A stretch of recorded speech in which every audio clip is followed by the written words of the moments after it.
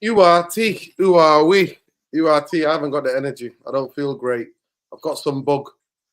Start time of the year where I get ill. The bloody up and down weather. 1 minute it's -2, 3. Next minute it's 9 and it's sunshine. My body can't cope, people. Just like Manchester United can't cope. What do Manchester United and I have in common this time of the year? Both losers, mate. That's what we are. Feeling sorry for ourselves. They look like they've got the man flu. I've got the man flu. They look like they've got the fucking man flu on the football pitch. Lot lost for today. Amarim's tactics got found out today. No compact, gaps everywhere. And the players are not good enough to do what he's asking them to do. We sack a manager that demanded a lot of the players. We hire in a manager who also demands a lot from the players. And we've got players who can't do jack shit. Who can't do jack shit. So, no other team, I mean, their manager can speak like this. Look at the arrogance here. I'm not surprised by today's victory. Yeah, nobody's surprised. Welcome to the club, Albion Hustler. We fucking know more than most as Manchester United fucking supporters. I'm confident if you come here with belief yourself, and if you don't come here with belief in yourself, it won't work. You don't need to believe to beat us. We're one of the easiest teams to play against. And in the 98 minutes today, we created one chance. We had one shot on target. That just says everything. The idea that you can blame Rasmus, you can blame Zergsky, you can blame this, you can blame that. The team structurally is terrible. And I thought Amarim today could have fixed it because they changed it slightly, their tactics, in the second half, but he didn't. And that's why he got found out. He got exposed today, Amarim and his tactics. And now 10 league games this season Manchester United have lost.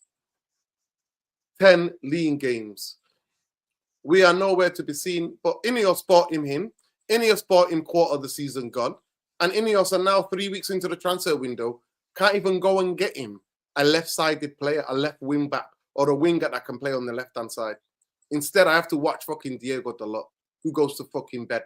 And as we officially, we can say this, we don't play 3-4-3. Oh, we don't play 3-4-2-1. We don't.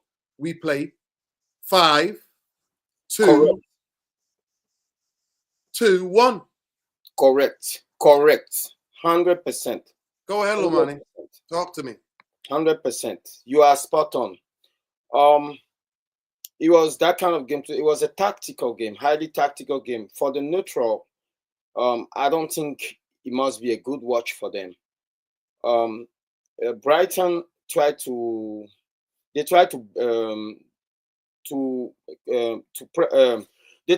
actually wait for us, to wait for our press and bait our press like they always do. And when the press came, they couldn't play through it, mainly because Ugarte and Kobe Mino were doing a good job joining the press. And when they're able to try to go directly to their striker, Kobe Mino, or how do you call it, Maguire or Lenny Yoro were doing a good job stepping in front of their striker.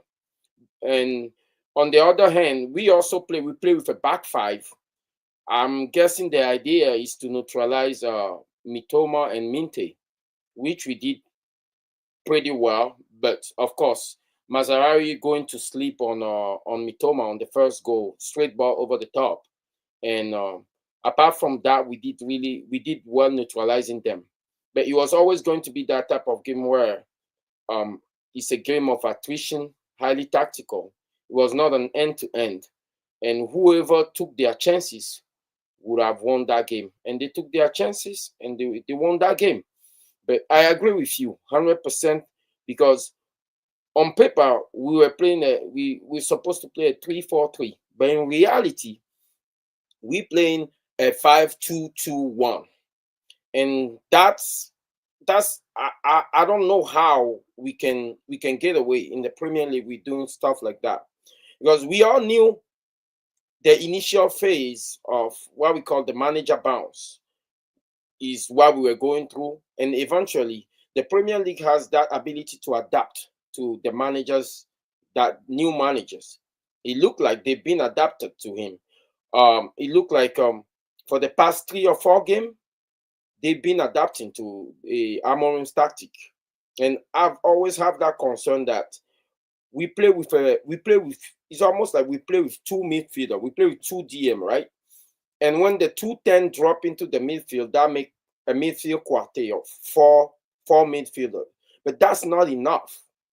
It's always like we 1 midfielder less, because when you're playing against a 4-2-3-1, you have to face 5 people in the midfield. Okay, and unless Xerxes drop into that midfield to create to give us the advantage of the numbers, or unless any of our 3 center back carry the ball and step into that midfield, we are always outnumbered. It's a fact, because every time we try to play through the midfield, if you take a still picture of that midfield, it's usually 4 against 5 or 2 against 3 all the time. What I'm asking Amorim is that, look, I will support him to a certain extent, but if he start doing dickhead stuff, he's not gonna run by me. If you know that your system, your advantage, the advantage of your system is playing with wingers, is playing with wing back, just play with wing backs. Why are you playing with defenders? Be brave.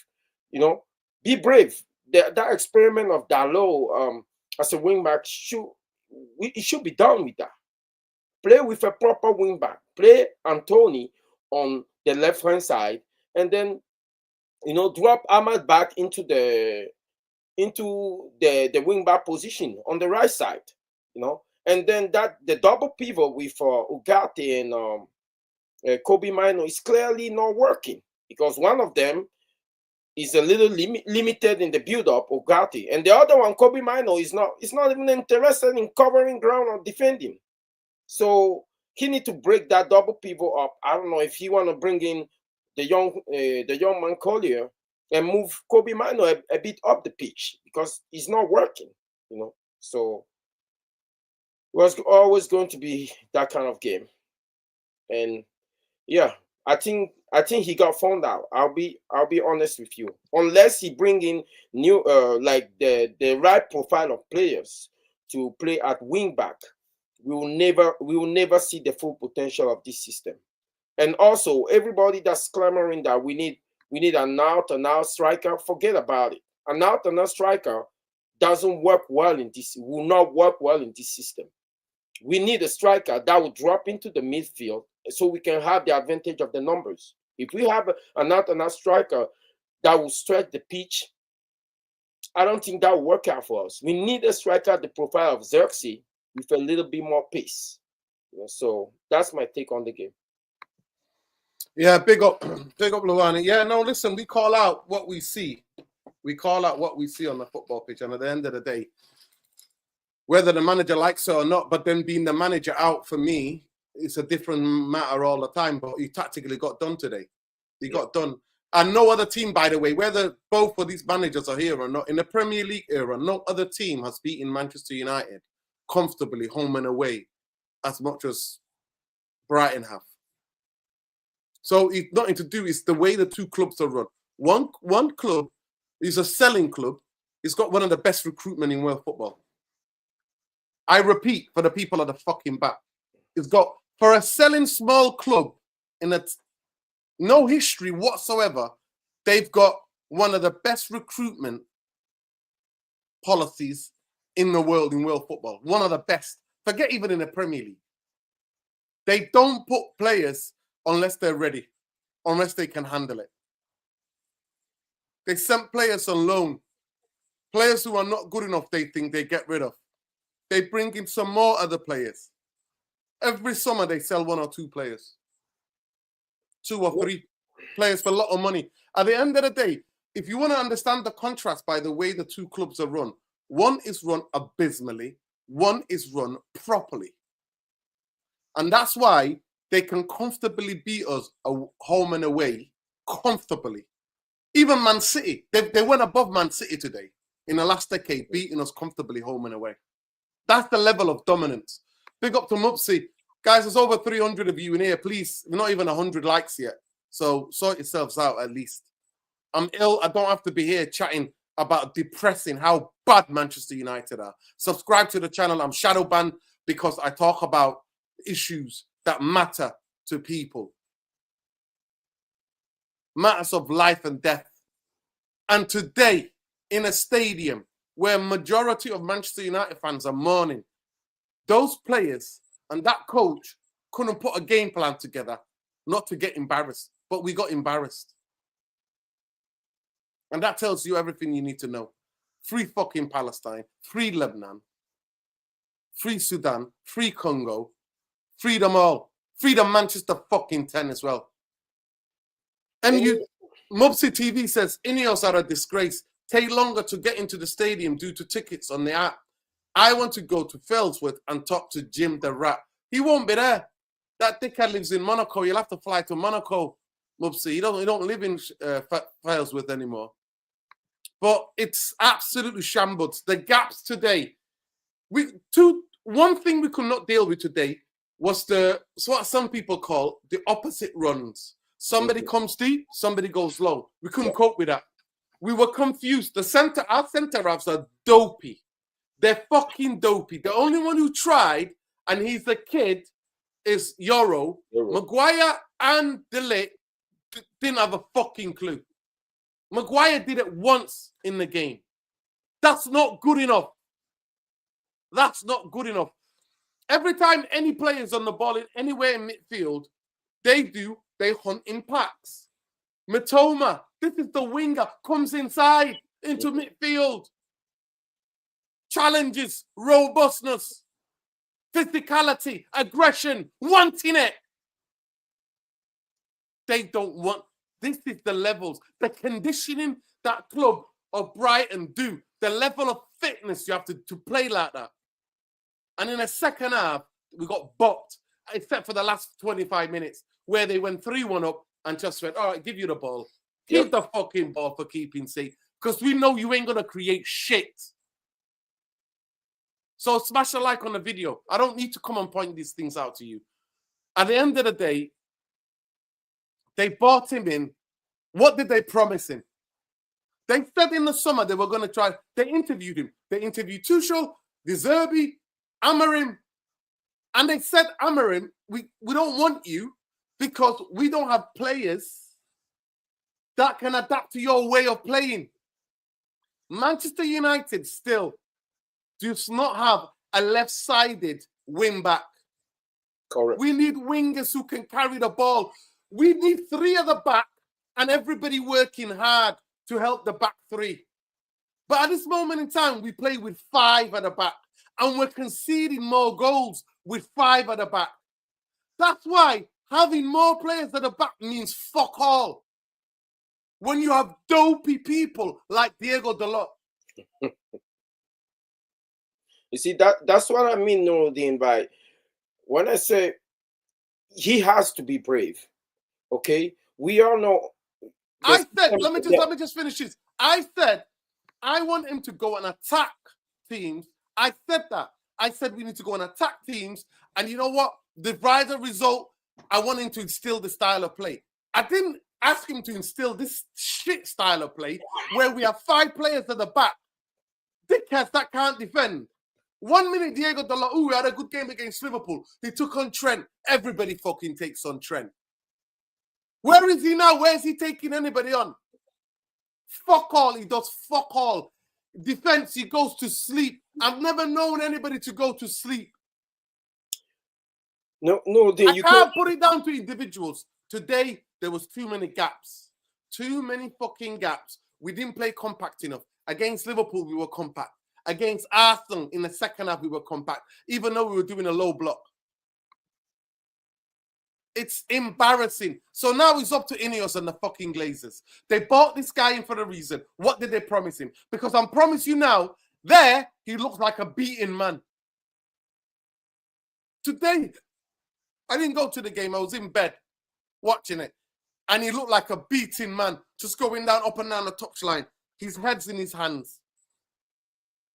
Go ahead, Luani. Yeah. Big up to Khalees from Adi Lassie, by the way. Chief Editor, United Real Therapy. Please make sure you give him a follow. Big up to Sheikh Harian as well. Big up to all of you. Please like the video, subscribe to the channel. We're shadow banned because we talk about humanity and human rights. Go ahead, Luani. Yeah, look, we have to be able as fans to look beyond the individual or the personnel that we have and try to analyze the game in terms of the formation itself.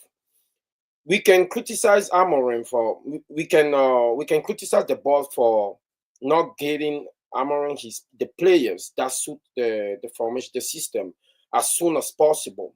But you can also criticize the manager for not picking the right personnel or not having the right approach to the game. That Darlow and Mazarawi as wing back is a detriment to the system itself. The system is meant to attack from the side,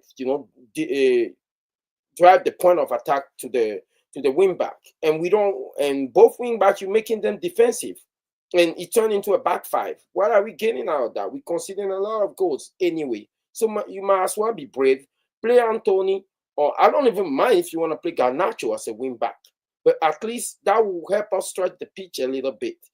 And that the thing with Kobe Mino and Ugarte in that pivot is not working out. You need to break that up. Give the young Collier a chance and move Kobe up the pitch.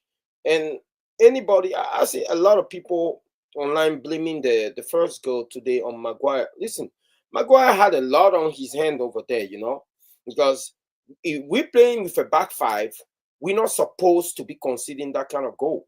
You have a back five. I mean, Mazarawi is supposed to be all the way on the other side of Mitoma.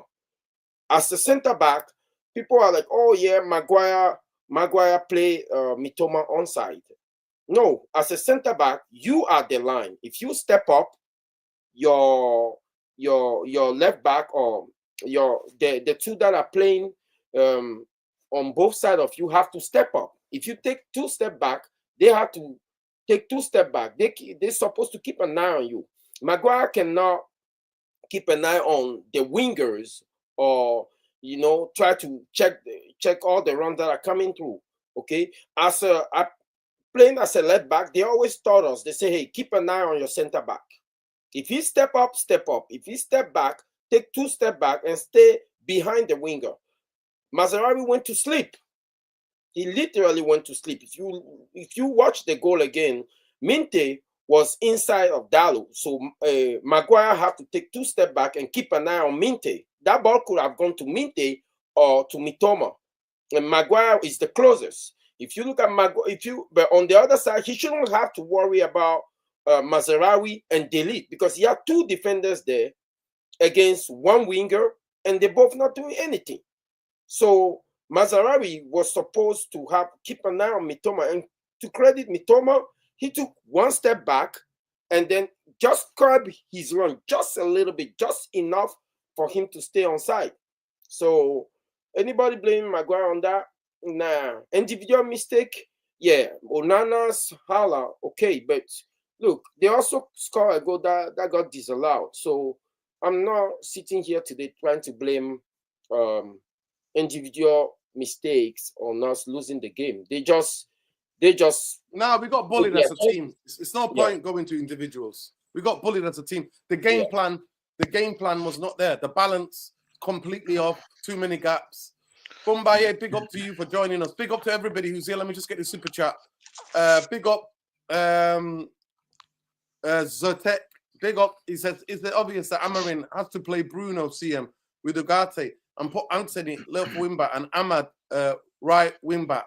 He keeps putting Menu at CM. Amarin isn't learning. 100%. 100%. I agree with that. I agree. I don't think Bruno's good enough. I'll just say one thing. In the way you want to play this system in the Premier League, you need to have 4 midfielders. 4 robust midfielders who can play. And when 2 of them get tired, they don't play. They play 1 game each every week. Or 2. You know what I mean? Do you understand what I'm saying to you? Because to play in this system, they need to cover a lot of ground. a lot of ground. They have to be so physically fit. They have to have 3 lungs to be able to play in the system. And you know what? I've done a video, Luani, and I've said, whoa, everybody's getting excited about Amorim. He leaves the midfield exposed. But in Portugal, he's got fit midfielders and young back 3 who can up and down, who got energy to play in that football. The Premier League's a different fucking monster. Big up Sultan for the super chat, by the way. Bombaye, how did you see that game? Because we did the preview, and I said we might, we could get hammered, and everybody knew. Nobody shocked or surprised. No other team has beaten us in the Premier League comfortably, other than Brighton in the Premier League history. And to me, it shows the way the club is run. Same Yafi said, embarrassing. We lost to United in the FA Cup. You're now in relegation battle. What does that say about you boys? Exactly. What does that say about you boys, Yassi? You're supposed to be fucking going for the league title after 20 years. What are you doing? Go ahead, Bombay. Big up Sami Yassi, by the way. Yeah, big up, boys. Big up, URT. So I've not heard anything what you guys have said so far. I liked the first half.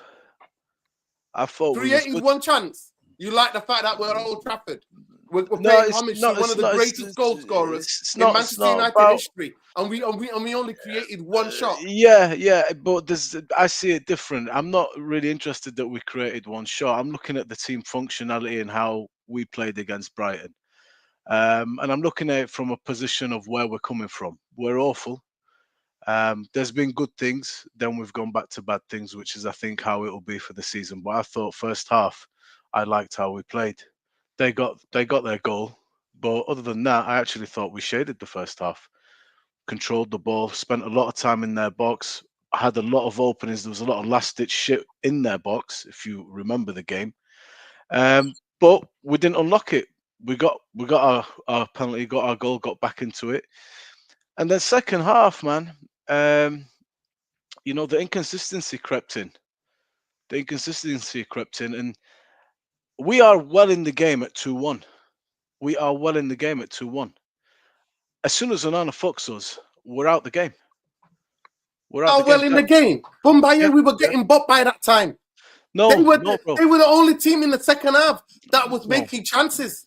Bro, we had warnings before they scored. They're gonna make warnings. They're gonna make chances, but we're in the game. We're still going forward. We're still in that game. 100% for me. We score a goal, then anything can happen. But the third one goes in there, and to me, then that was effectively it. I like Andre Onana as a guy in that, but as a keeper, it's just always there, that for me. So we need to really consider if we want to continue with him. He feels to me that he belongs in that era, like Taibbi, where we're trying to find one, and he's one of them. He is really, really dodgy. The way he goalkeeps is very unorthodox for me. Don't just make it look easy, just command the box, catch it. I don't know. I could be wrong. The second goal where the ball comes in, I was looking at thinking maybe Onana reach for it. Do you know what's coming there? Do you know what Mazraoui and Mitoma's there? Why don't you just reach for that?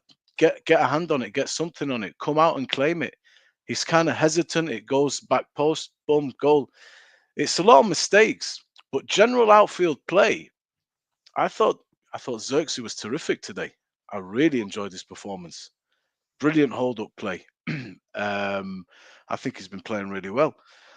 I think one of the problems at the back is De Ligt, the passing out to Mazraoui, that wing, we always have a bit of a problem there. We cut it very, very tight and get caught over there. And some of the back passing to Onana was dodgy today. That wasn't good. But do I think we played awful? No, I don't. I don't think that at all. But I think the result, end of the day, speaks a lot louder than the fact that I don't believe we played that badly. Especially first half, I was very happy. I thought we played all right. Not amazing, but all right. I thought we even shaded the first half. But it's another loss, and I put that down to what Amorim said. I don't know if you've seen the post-match. Amorim, man, is trying to explain what we talked about last time, which is everybody's underperforming, and it's because they're all nervous in their individual work. And that nervousness comes from lack of confidence, lack of self-belief. And then that goes back to the culture of the club. And then that goes back to the Glazers. Manchester United is not a winning machine no more. We talked about this. There is a mental problem at Manchester United, as well as the need, and that's actually part of the main reason why we want to change players. Because we keep having the same narrative with every manager. They're going to throw him under the bus. Leopards don't change their spots. The reason that narrative is here, you understand, is because there is a mental problem. It's the Spursy thing. They don't want to play under pressure. They don't want to play under stress. We failed the test at Southampton. In reality, we got a major get out of jail free card. That was the acid test. Can you play against bottom of the league now that the pressure is on you and the expectation is on you to get through this? Against Liverpool, there is none because you're supposed to get panned. Arsenal, City, the same.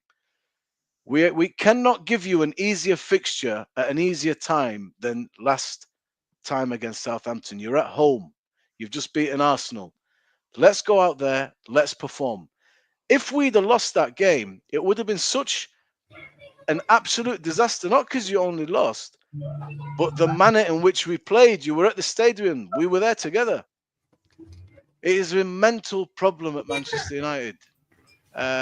With regards to Kobbie Mainoo, I heard you guys talking about that. I mean, Kobbie, I wasn't sure. I said from the very beginning, I think he's a wonderful player, but I'm not sure if putting him next to Ugarte. I understand why he does it. Ugarte is very limited in terms of his ball play. It's pretty simple. There's some background noise somewhere, guys. I think kids are playing. Then let the kids play. No, let the kids play, man. It's nice to hear kids playing. So putting him there next to him, it's a bit lightweight. The agility, the zip around the pitch, the strength, it's not quite there. So we do have a lot of mental issues. That's the main issue here, and that's why you're probably going to get a turnaround of players. And that mental issue is meaning they're not going to hit their levels, what they're able to do. They haven't got the belief, the self-confidence to play their games. Not all of them are good enough, but there are players there that are good enough that are underperforming because it permeates, man. If you start with a goalkeeper that you're terrified is going to cock you up, then your own personal game is affected. Then it just runs through the whole goddamn team. When you're sitting in a dressing room of killers, man, of hardcore winners who demand, performances week after week after week after week, you have to either sink or swim. And Amorim now is taking it upon himself to say to them, I am not changing. I don't have another idea. The only way that more training, and we need to translate that training into the games and build the self-belief. It is just that simple, but it's going to take some time. And that's where we are as Man United. You're going to get some weeks where you're good. You're going to get some weeks where a result like this happens or a performance. Man, between this and Southampton, night and day in terms of performance. For me, I thought Southampton was a disaster, bro. I'm not going to lie to you. Yeah. I didn't see it. Manchester United at Old Trafford against mid-table, usually Brighton, who are selling club. They sell players every week, every summer. And we created one chance, and that was a chance, one shot on goal, the keeper, and that was the penalty. That's not good enough. And that was our best half. Bro, Habib, do you know when you say about one chance created? I understand that. I understand that, but I don't see. I'm not looking at it that way. That's how I look at it that way. That's how I look at it. That tells me how well Manchester United are playing.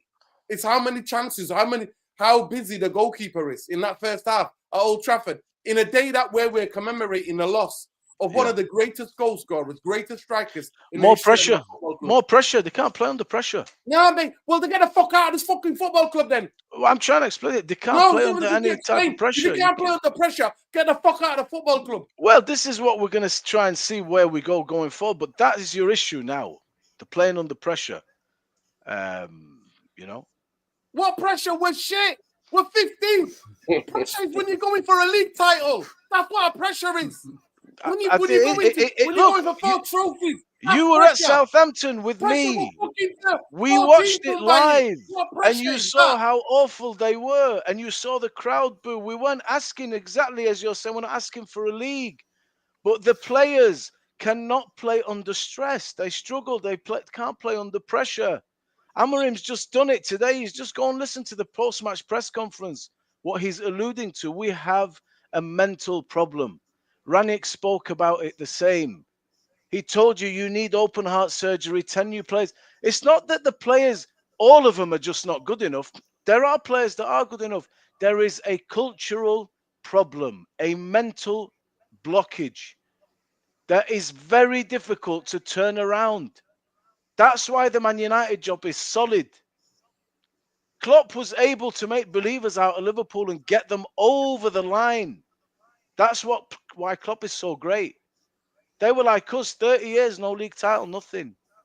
The guy came, man, made them an amazing force. It took some work, took 2-3 seasons, but that's what you're after at Man United. You have to start to believe in yourself, man. But Bombaye, his job is not to explain it to us. His job is to fix it. That's why he's here. It's going to take time. We know the problem we have. We know we have a mental problem. That's why we brought him here. Fix it. Stop explaining it to us. It's easy to fix it. I know. We've had Mourinho. We've had Van Gaal. Great managers in their own right. These are the experts in fixing that problem. Didn't work out. We have our takes on it. Now you're bringing a guy in January mid-season. He's had 7 training sessions, bro, trying to play a new system at a team that was already 15th. It's going to be difficult. It's going to be difficult. At the end of the day, Ineos bought him here, and it's January, and he doesn't even have a fucking wing back that can play on the left-hand side. That's why we have to play Diego Dalot every fucking game. We got big problems. Lewis Kelly is a generational talent. He will handle Ahmad. Well, we'll see. We'll see if he will handle Ahmad. But let's hope. Welcome, bro. I hope you're well. I hope the weather's good in South Africa. Sending love. What did you see about that game?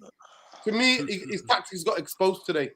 Amorim's tactics. He's got to hold it. Manchester United players got to hold it. Too many gaps. If I'm going to be fair, because I was calling it out when it was Ten Hag, and I've got to call it out here. It's not a back 3. It's a back fucking 5, and we're still conceding goals. 100%. You know, and we've been saying that he should drop, you know, playing this whole fullbacks and in wing back positions. You know, funny enough, and every time we've played with both Mazraoui and Delo as wing backs, you know, we've only scored like 2 goals or 3 goals like that, something like that, and we've conceded a large amount of goals as well at the same time. So, you know, he needs to drop that, you know, and he has to take the L for that. You know, he needs to find that out quick, that this is clearly not working. So stop persisting with it. It's that simple. If it's not working, try something else. I know he's limited at the moment, you know, obviously with the ownership being the ownership, you know, they still yet to prove it to me that they're the right people that should be here at the football club. But overall, looking at the game, man, he was schooled. You know, we knew very well that we would not get a result today. We said that in the preview show, you know, previously, that we're not going to beat Brighton, you know, and it's the inconsistency of these players. We've seen it throughout the whole season. They can't even, you know, get together to get 2 wins in a row. They can't do that, you know. And I don't see them, like I told people, I do not see, unless drastically we go on a super spring where we buy 4 players or 5 players in this January window. Otherwise, we're not seeing any sort of consistency. We're not going to see it. So people, I think they need to just make peace with that. I'm not even angry anymore because I know exactly what to expect. I know we're gonna get 1 win and then we probably got a draw or lose the next game. That's just how it's gonna be the entire season. Hence why I said and I stated that this team is more or less much more suited for cup competitions, where they have the odd game after a couple of weeks and where they probably will have a chance, because in an odd game, everyone has a chance. So, but in league games, you can't get away with being poor. You can't get away with, you know, certain things. And we said that against Southampton, that if they play like this against Brighton, you're going to get pucked off the puck. You're gonna be played off the puck. It's that simple. And we played more or less the exact same way. We started off slow, like we always do in most games, and they took advantage of that. And they immediately knew, in the beginning of the game, Man United are pretty much trying to get themselves started. They can't get off the front foot for some odd reason. And it is from there. It's been it hasn't been impressive at all. I mean, I never thought I'd see a day where we only have 1 shot at goal at home against a mid-table team. And for me, that just summarizes everything. That it's just bad all around. The midfield pivot with Kobe Mino and Ugarte has not worked. Please stop trying that. It has not worked. Why hasn't Bruno played there? Because that's where he ends most of the game. That's where he ends up. So I don't get the logic of playing, Kobe Mino. He's not an 8. In an 8, you have to have an engine to play there. You need to dictate the tempo. He's not that type of player. Why are you playing him in the double pivot? It's that simple. I think he needs to learn quick. And he needs to learn quick, very fast. Because, some games are just going to be unforgiving, personally. He needs to make sure that he brings in the necessary qualities. We need wing backs in. It's that clear. We need wing backs. They're very important. We still don't have a left 10. That needs to be sorted as well. We may need a striker. And as well, it's just, a couple of things that can be fixed, but at the same time, it's just all over the place. But all in all, man, I'm not impressed. We're pretty much in the league. The league. I think at this point, it's pointless being angry at us. We're not going to finish in a respectable position in the league. It's just not going to happen. These guys, these lot did it. Even we saying it up with regards to Dennis Law. They did this again with Bobby Charlton as well. They put up a serious performance in a game where we lost another legend. And they do this every single time. Amorim needs to wield the sword. Like, if he's given that opportunity, I think he will be given that opportunity. A lot of these guys need to go. Already I said, in terms of Rashford and Garnacho, we need to get those out of the door as quick as possible, because they don't even play anyways. They don't even start games. Rashford's not even in the squad. So, our team at the moment is depleted. We need to get this business done as soon as possible. Otherwise, we're going to find ourselves, in the 15th or 16th. But I do still see us winning maybe an FA Cup or Europa League at best, because that's what these players do. Nobody expects them to win any of those competitions, but they'll go and win them because there's no pressure, like what Bumbaye says. So that's why I want a lot of them gone. They need to go. And this manager needs to be given, he needs to be supported in this January window. Otherwise, he will drown towards the end of the season. If we don't do anything towards the end of, between now and the end of the season, it's Ineos out for me. I don't care what they do in the summer, because you're seeing what the situation is and you're not very quick in rectifying it. That tells me, that lays down the precedents going forward for me. I can't get behind something I don't see, and it's a hearsay at the moment. So, yeah, I'm just not happy. Poor result. We move. Yeah, big up to everybody. Love and light. Big up to everybody. Those of you watching, people from all over the world.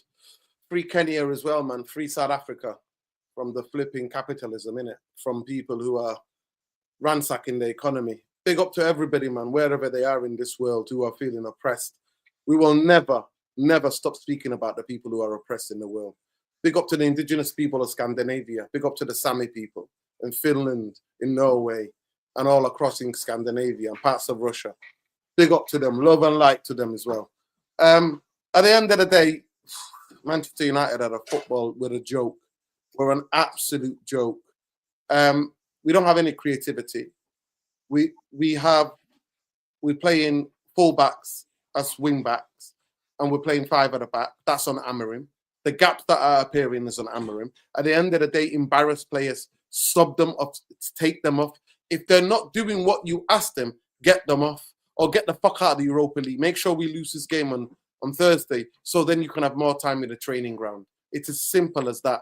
But please like the video, people. It's been over 400 of you in here. Smash a like. It costs you absolutely nothing. We're not even at 200 likes yet. It's quite embarrassing, and we're 40 minutes in already. So we're not asking you for much. Just smash a like. The channel is still shadow banned. I get messages telling me that they've been unsubscribed. Big up to Mick, Man UFC, Realist TV. Quick question, what the fuck are we sending Harry Amas out on loan while we got no money to buy a left wing back? Listen, I don't. Maybe deep down, maybe we shouldn't even be throwing him in, because you know what our fan base is like. They'll come out and think he's crap and this and that. He'll make one mistake and then, you know, he's the shittest player in history. At the end of the day, it's what the conversation was between Ineos and Amorim. What was the fucking conversation? What was it? Because if they're saying to him, no, you have to stay in Europe, and then you're going to play every 3 days. This is what's going to happen. Everton won today. They're 6 points behind us. We can get dragged into that relegation zone. And I'm happy with that, people. Because I think the Glazers might fuck off. I don't know if Jim the Rat might fuck off. Because if I'm not mistaken, Jim the Rat still owns that Swiss team, even when they got relegated. So at the end of the day, it is what it is. Just like the video, it costs you absolutely nothing. Jarvis, we did a straight away match reaction on his channel. Please go and check it out. Tactical breakdown. I mean, where do we go from here? What do you think? What can Amorim do to help himself? That's the question. I want you all to think about that, people. I'm going to be coming around to everybody. What should Amorim do to help himself? Because the Ineos are not helping him right now. And his reputation as a coach is getting destroyed. And that's what I said to you, people. I wasn't super excited about Amorim coming to Manchester United. I said he's another coach coming in. I remember the videos out there. I said he's another guy coming in from another league that knows something about the Premier League. We know more about the Premier League than Amorim does. He's learning on the job. He's learning on the fucking job. Mm-hmm. Well, I feel bad for Amorim. You know the guy. He's been thrown to the wolves or the lions in the lion's den. I don't know what the expression is, but for me, I feel that he's struggling at the moment, and he's looking for answers, but he don't have the answers, and that worries me a little bit. It took this game today. It took him a lot of time to figure out what to do, and in the end, I don't think he solved he cracked the puzzle. And you know he's been good when it comes to his in-game management this season. He's been doing good subs and changing up the games, but today he couldn't do it. This German young manager of Brighton, I think he made a brilliant tactical move. He flooded the flanks. He dragged our central midfielders out there. He depended that our center backs would be cowards and not brave enough to push up and get into the vacated space from our midfielders. And he was right. We have seen this for a couple of years now under Ten Hag. Maguire especially has been one of the guilty ones during these years. But not only on Maguire, it was Xerxes, same with Euro. And I would say both Dalot and Masraoui didn't solve the wingback role well today, especially Dalot. I think Dalot, he turns off, and again, and the first goal he turned completely off. I don't know if you guys saw it, but he was jogging home. Basically, he had this guy that ran what's the name, Minteh. He was marking Minteh. And the Euro was pressing higher up in the midfield, and they played the long ball to Mitoma, and Mitoma ran through, and Maguire, he just let Minteh go, and Euro had to chase him down, and Euro was like 10 feet higher up the pitch when it all happened. So what the hell is going on? Dalot is defending like a idiot sometimes, and it pisses me off. Watching the attitude after 3 to 4 minutes, you're coming on the pitch and you're not even turned on. What's wrong with these guys? for me, I think Dalot is one of the first that needs to go, because for me, I'm so sick of him turning off and being responsible for goal after goal. We need solid defensive players that's robust, that knows what to do in certain situations, because it's not straightforward being a wing back. You're not a fullback, you're not a winger, you're a wing back, but you have to take defensive responsibility. You can't be jogging home when we leave a big gap and the players are attacking us like Mitoma did.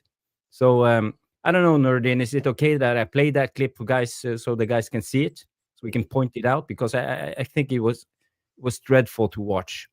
Okay, I will do this one. So let me just get it ready.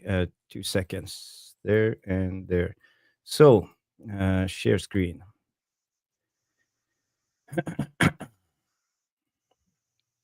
We did this, Nuruddin and I, on Tactical Devils a couple of hours ago, but I can do it again. So guys, here you see Brighton are on the attack. So what went on in this situation is, here you see Mitoma starting to make a run. Basically, what happened is you see here Welbeck was dropping down. So De Ligt is pushing up now in this instance when the pass is coming over.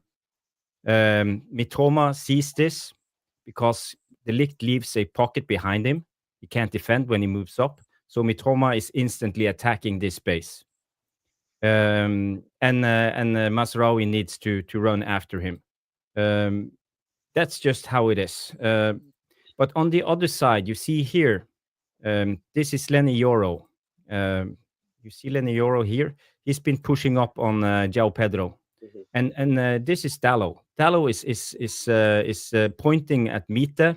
I don't know why, because he feels that this guy on the flank is more dangerous than Minteh in this situation. He doesn't understand football. The guy on the flank is not going to fucking score from there. Yeah. That's what I'm saying. People online blaming Maguire for this goal. It's not right. No, but let me finish. Let me finish, Lavani. Let me finish. And you see here, Dalot, he's pointing towards him and shouting. He's probably shouting to Lenny Yoro in this position. But you see the distance between Lenny Yoro and Dalot. And let's see now when the pass goes. Pay close attention to what's going on here. Okay, so here comes the pass. Look at Dalot in this position. He's just jogging. This is Yoro. Dalot is jogging, turning off completely. And look at Lenny Yoro. Lenny Yoro can't catch up with Minteh. And it's an easy square pass for Mitoma for Minteh to score. People can blame Maguire as much as they want, but I blame Dalot in this situation. It's dreadful defending. How can you turn off in a situation like that? You are on your man, but you're pointing on the guy who's on the sideline and leaves the responsibility to a youngster who's 18 years old. Hardly played the game for Man United. Can I ask you a question? We can pass the blame around, right? But as for me, it's not the first time we see this. I'm looking at Mazraoui. Why did he go to sleep? You play in the back five.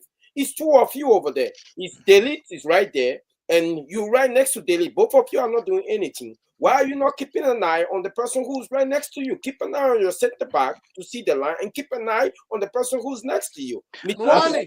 Mwani, have you ever heard of something called too many chefs in the kitchen? I think Luani is right as well, because when he's that you can see Mitoma check him and made a step inside just to stay onside, and then he's on his bike, and at that time Mazraoui is still ball watching. That's his assignment. Listen, 100%, I agree with you. But when the ball gets put on the other side, who's with the player who scores? Diego Dalot. How many times have we shown on here this season where he's going to sleep? Let me just get the super chat. Big up Lao Zoo. Big up. Get well sooner in lad. Keep the great content. Appreciate you. Let me just get this other super chat as well, please. Big up English Talent FC. He's 5-2-3 won't work in the APL. The damage that will do to a Man United in the future with no fullbacks and wingers, I pray for the next manager, Ineos out. I have a question about that clip that we just saw that we've not mentioned. Just to start, I think you're both right. Delo, dreadful. How can Lenny Yoro actually be closer getting back to Minteh? That's ridiculous. But you obviously, Mazraoui's lost sight of Mitoma. He's still square on, looking straight ahead. When the guy's shaping up to play the long ball. He should be more alert. But when you're going to play a high line like that, where does the offside trap figure in the cognitive process? If you're going to do that, have you not got to have a perfect line in terms of offside trap to try and at least give yourself that opportunity as well? Because in that instance, if you're going to step right up, you have to be good at playing the offside trap. You cannot just expect to leave space in behind against a fast player, an ordinary fast player. You're not going to catch him. It's just that simple. The offside trap has to be a part of the thinking about this team. So if you're thinking offside trap, that changes the way you look at that clip a little bit, not a lot, Jarvis and Lawani, a little bit. I said it, a little bit.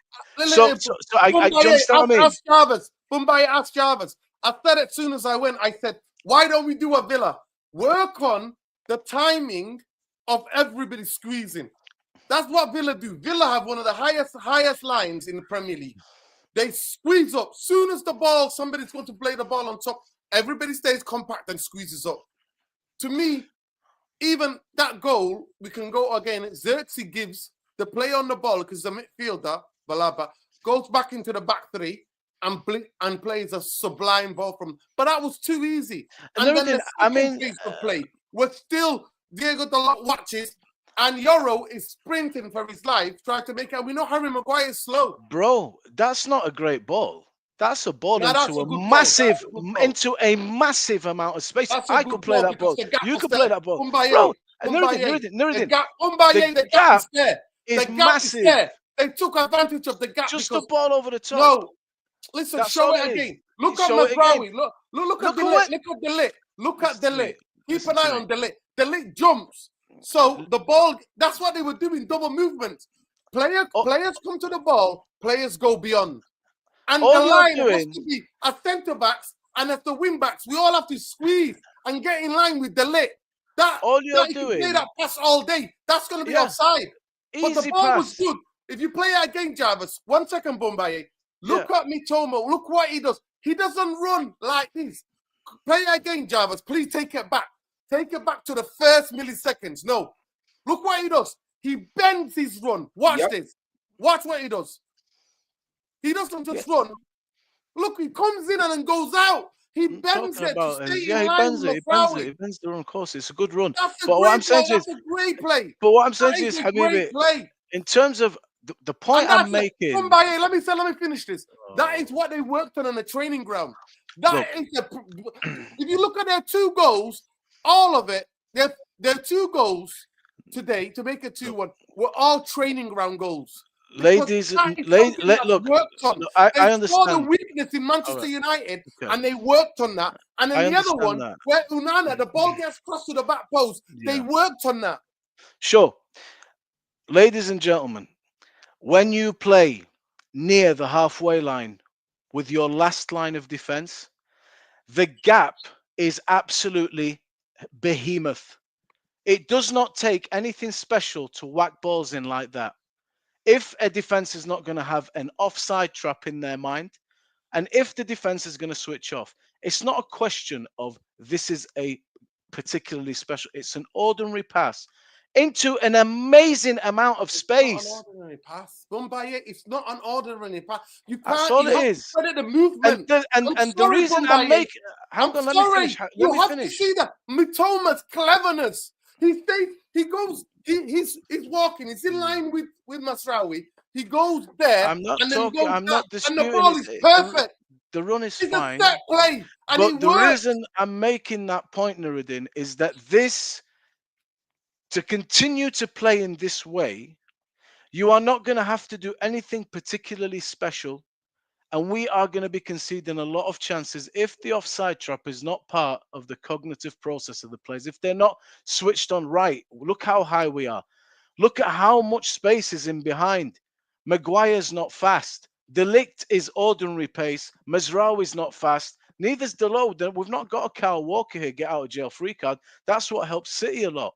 Van Dijk is really fast. And this has been one of the key arguments that we've had against Maguire. If you're going to play such a high line, leave such a space, anybody's going to be able to find that pass if there is a decent run there. And we're going to have that problem a lot going forward if we don't figure out how to play an offside trap or get switched onto this. You have to see, look, and what I'm saying, what Jarvis and Luani are saying, the reason I'm actually emphasizing it is because this is going to be a common theme and it is a major issue. You have guys that if me, you, Jarvis, Luani, and Lesso playing in 5 at the back, and nobody's particularly quick, surely you're already scared, like, right, this guy's got a bit of pace. If he just any ball above the defense, we got to chase him. So you better get your offside trap right, and you better be switched on because they can. There's so much space, Nuruddin, that a defender can play a ball and get you. No, in. we're supposed to have a sweeper keeper. We're supposed to have a sweeper keeper. Go ahead, Jarvis. Can I show you guys this? This is another segment. There was nothing happening going on in this picture, but you have to pay attention to the details, to the gap. So they are just building out from the back. We are halfway pressing, but I want you to pay attention to what's going on in this picture. You see here, someone's dropping down. Lenny Yoro is coming up, and he starts sprinting in behind. You have the opposite movement all the time. That's that. They did it on purpose. They tried it time after time. I just want you to take a look one more time. Look out up here. So you see here, Welbeck, every time Welbeck drops a little bit and the center back follows, it's a cue. And the other player understands and immediately tries to attack the space. Another situation, let's see it again. You see here, Brighton just playing around. You see here, Welbeck dropping down. You see Lenny Yoro taking a couple of steps up. And here comes the run because the space is here. All the time. They did the same thing through the full 90 minutes. Same thing over and over and over again. That's what I'm saying. It's the movement, the opposite movement. Welbeck dropping down. When the center back follows, the other players, the wingers, understand. I'm going to run. All the time. That's how you destabilize. That's the thing that's worked on creativity. Yeah. And they have the conditioning and the fitness to be able to do that throughout the game. All right. What should be happening?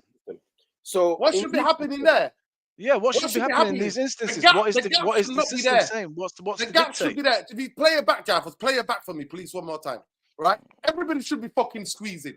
Let the guys run, like you said. That's what I said. I understand. You know what they do? They've got their goalkeeper who plays as a sweeper, and they squeeze it. When a player comes, so the opposite will don't work.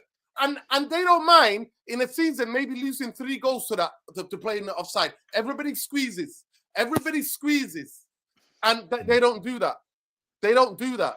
We're doing half away. You see, one player's going and then he's half away. So the gaps appear because the players are not fully fucking committed. So should the centre-backs be rushing that midfield? Yes. Maguire did it once in the game. He won the ball back right up the pitch. He did it once. So if the boys, so basically, this is so high risk. You're basically saying that the defender has to. Let me explain. Rush, Ango. Let me explain it so that I know I understand it. Explain. No, because I need to explain to you the centre halves that you need.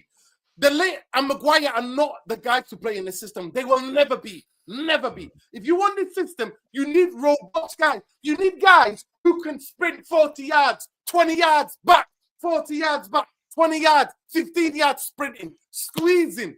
That's what you need. Okay, now here's my question then. Okay. Scared about pace, being beat for pace. Okay, you figured that out after a handful of games. Why did Amorim take this job? Because he was promised new players in January. Or else, why did he take it? Hang on. So let's just go back a little bit. There was a really good comment by Ibrahim, I think, earlier in the chat scene. He's come in to a club where we have been discussing that there is absolutely no money available, and we've just spent £600 million and invested in a lot of players, and we've got we just bought Delict. We just literally bought Delict and Mizraoui. So he's come into this team only to assess it so that the Ineos are going to spend more money now to get him new centre backs. How many new players do we need? Is this realistic given the scenario we were discussing previously? I think when Amorim came in, they said to him, "This is the team. We're not doing an overhaul. We might get you one or two, but we're going to have to sell to buy. And let's see what we can sell, what we can get. That will dictate what you can buy." I don't think this is Manchester United 120, 150 million a season anymore. If it is, great.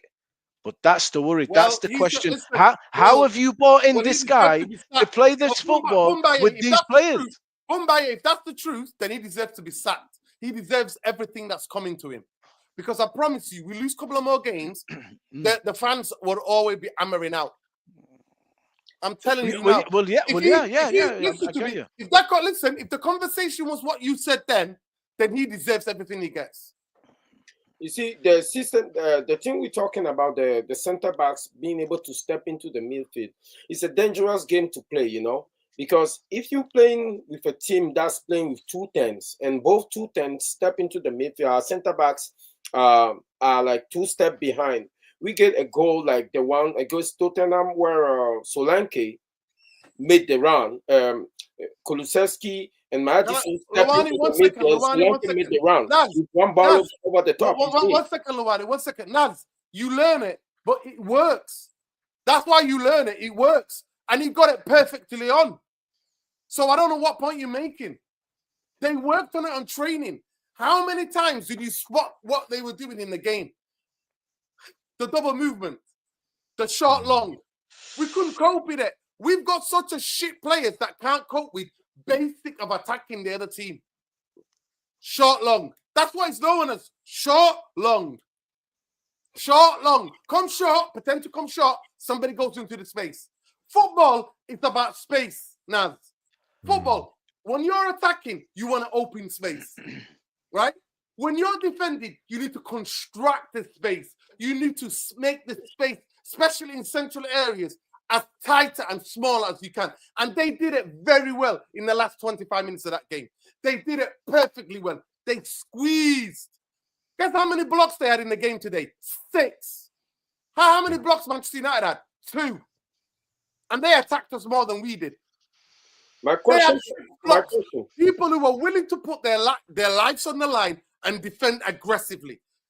Jarvis can show you how many times they hunted the ball in packs. The level of fitness Mitoma has, it's unbelievable. Mitoma's got like 4 fucking lungs. He's coming off the wing, running, sprinting to come on, close the player down in midfield or close the ball down in defense. The only player in our team today, only player that actually matched any player in the Brighton team in terms of winning duels is Ahmad. Everybody else got smashed to fucking bits in their duels. Everybody else got smashed. There were only 2 players that were actually winning certain duels, being competitive. Zertsky, Ahmad. Everybody else got smashed to fucking bits. Yeah. You can't play football like that. And Amorim watched it on the bench and didn't fuck all to change it. Instead, I was watching him on it was a German. I was watching it on the German TV. He's doing this with his hand, he's doing that, like that. No, tell them to fucking move off the pitch. He's telling them, man, he's one of the most hardworking sideline managers. Today he wasn't, Bombay. He wasn't. He's like that. He didn't know what the fuck is going on. You're going to get that as well because he can't believe what he's seeing, bro. Do you know what I mean? He knows there's a problem. He bites the bullet, bro. Listen, he told him to scold his face. The profiles are not here. He doesn't have the profiles. What more can he say to Ineos and the fucking Glazers? He come out after we beat Southampton, Luwani, and he says, I don't have the profiles. You know, my question for the panel is about the system is, in this 3-4-3, right? It's not 3-4-3, Luwani. It's 5. Okay, let's ask 5-2-3. In this 3-4-3, right? Is our wing back supposed to defend the wide area, or is it the two center back that flank the middle center back? Are they the ones supposed to defend the wide area? That's my question. Good question. What is it supposed to happen? Let us know if Is anybody it the knows. wing backs that are defending our wide area, or is it the two center backs That are going because out. because what's happening, it look like our wing back Dalo and Mazarawi are caught between two minds. They don't know if they're supposed to attack, to be up the pitch, or they don't know if they're supposed to be defending in the back five. And that's the issue I have with the system. If Nobody knows, Loani. Nobody knows, bro. yeah, because if it's a back five that we're playing, Yeah. we need to talk to Nuno Espirito Santos, because he He's a looks like he joke. know what he's doing. You know, Big if up. it's not that, because Nuruddin is right. You know, at time I thought we were playing a 5-4-1, right? But if you play in a 5-4-1 or a 5-2-2-1, if they have a ball carrier that can break our first line of press, the first four that we have, they're going to be straight at our defense, and that's what happened on their second goal when Ayala took the ball and went past Ugarte. He was facing our line of five immediately. So I'm not too sure. I think the system itself need to be looked at a little bit. If we don't have the right profile of players, the best thing Amorim can do is pick the best 11 he have for this formation. Kobe Mino and Ugarte in a double pivot is a no-no. Playing Dalo and Mazarawi as wing back, it's a no-no as well. You know. Yeah, I think Kobe Minor seems like he's suffering a little bit now with that double pivot thing. You know, he's chasing shadows a lot of the game. He's a good player and he's got good quality, but the way things are working, he is suffering. And I always feared for him. Under Ten Hag, he was fundamental because he was taking the ball from the back and getting us going. But here, man, he's got to put a lot of work in, and I don't know if he's quite cut out for it. I'm watching. It's tough, man. I'm watching on NBC here, right? And the commentator keeps saying we have one midfielder less. We have one midfielder less, and I keep trying to look at the frame. Every time we're trying to build up, it's like Kobe Mino and Ugarte versus four midfielders, four of them, and we cannot build up through the middle. We always go through the flank, and when you look at the system closely, right? When we're building up with three center back, when they're building up, they build up with two center back. They split their two center back. We're building up with three. That means that somewhere when they're building up, they had the advantage of the numbers. And when we're building up, we have one center back extra and one midfielder less. So how do we remedy to that? How do we remedy to that? Because the last time I checked, Amorim is not talking in our wing back. Our wing back are not talking in. If you bring Bruno and Ahmad in, you bring in your 210 plus your 2 DM. That's four midfielders. That's not enough to control a football game in the Premier League. Do you know what? The wing backs don't do any sort of real inversion. We just have a really wide beginning with three centre backs against Southampton. You might have seen it, and the fans were getting pissed off. Martinez to Maguire, Maguire to De Ligt to just passing. Oh, Euro, whoever played at the back, and then eventually there's a ball out to Mazraoui, and then that ends up going back to De Ligt. What I don't understand, like, what is that supposed to do for us? If maybe they came infield, then okay, less width, but maybe you allowed the actual midfielders to push into the opposition more, push them back. I don't know. It just seems the beginnings of it are not quite working, which is why even against Southampton, after 20 minutes, you saw it. Ruben just said, just go long. It's the only way we're going to get control up the pitch. Just go long. Started to play a lot long passes over the top. What is the point in? I don't get it. What's the idea of having such a wide beginning in our first phase of play with these five players, and then you've got Mainu and Bruno and Ugarte trying to find space between the first line and the second line to actually play a pass off and then open the game. I get that part, but I don't know. I'm finding it's a little bit not the best to Mumbai start playing. using the managers come out again and again. The coaches come out saying he hasn't got enough time in the training ground. I warned you all about this. I said, get the fuck out of Europa League, get out of all the cups, and We give this need it guy now, time. bro. Play week, just play one game a fucking week. Ali said, come on, guys, Glazers have given you money. What the fuck are you talking about, Ali? Are you a Liverpool fan or an Arsenal fan trying to troll us? Glazers gave the fucking money to bankers. Bankers then who know nothing about football spent it on players and gave players fucking high wages. That's why we're fucked. So go and fucking Google. Go and learn how to use Google, my friend. They got Windy. Windy says, so I didn't see Ineos tell Amarin when they were hiring, play to the strength of the players you have to the rest of the season and start fresh next summer. No, he refused to do that. They accepted that he told them, it's my way, the highway. I don't want him to change shit. I need him to gap the gaps. I need him not to be tactically so fucking naive. But he's learning on the job. I told you all. And that's why I didn't want another guy who's coming from abroad. I wanted De Zerbi or Areola. De Zerbi or Areola because they both know about the Premier League. He does not know about the fucking Premier League. He's learning on a job. And the reason why the Ineos and Glazers didn't give him a job in the summer is because they said, we don't have players who are compatible to the way you want to play. But if Bumbaye's right and he's accepted that, oh, you're not going to get any signings, you've got to work with what you've got, then it's on him. The only game in the games where we lost, right, in the last how many games we've lost, right, it's the Spurs game. I thought we were unlucky on our second half performance. I thought that the foul on Bandia, that goal should not have stood. I thought we were unlucky in that in the League Cup final. Other than that, every other game we deserve to get beat. We deserve to get beat. Yeah. And he's learning on the job. He's not an experienced guy. He played Portuguese football. He knows how to win in Portuguese football. Portuguese football is nothing compared to the Premier League. We keep saying this to you, but some of you, I swear to God, it's like when I say it, it's like, oh, I don't know what you're talking about. The Premier League is a different fucking ball game. Different. They have the best analysts here, the best food here, dietitians here. They have the best of everything here. That's why it's so fucking competitive. 3 wins and you're near the top 4. 4 losses, you might be battling relegation. That's why they're in the level of intensity and aggression. There's no easy games in the Premier League. Not like it used to be 5 years ago or 6 years ago.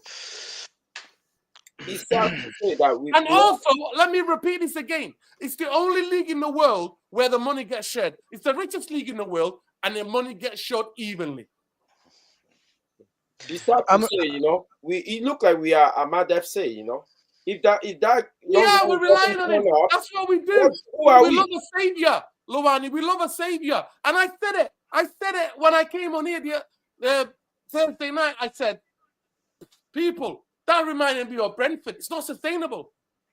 It's not sustainable. And people were telling me, Nuruddin, I watched your video. You were a bit too negative. We won. Why are you negative?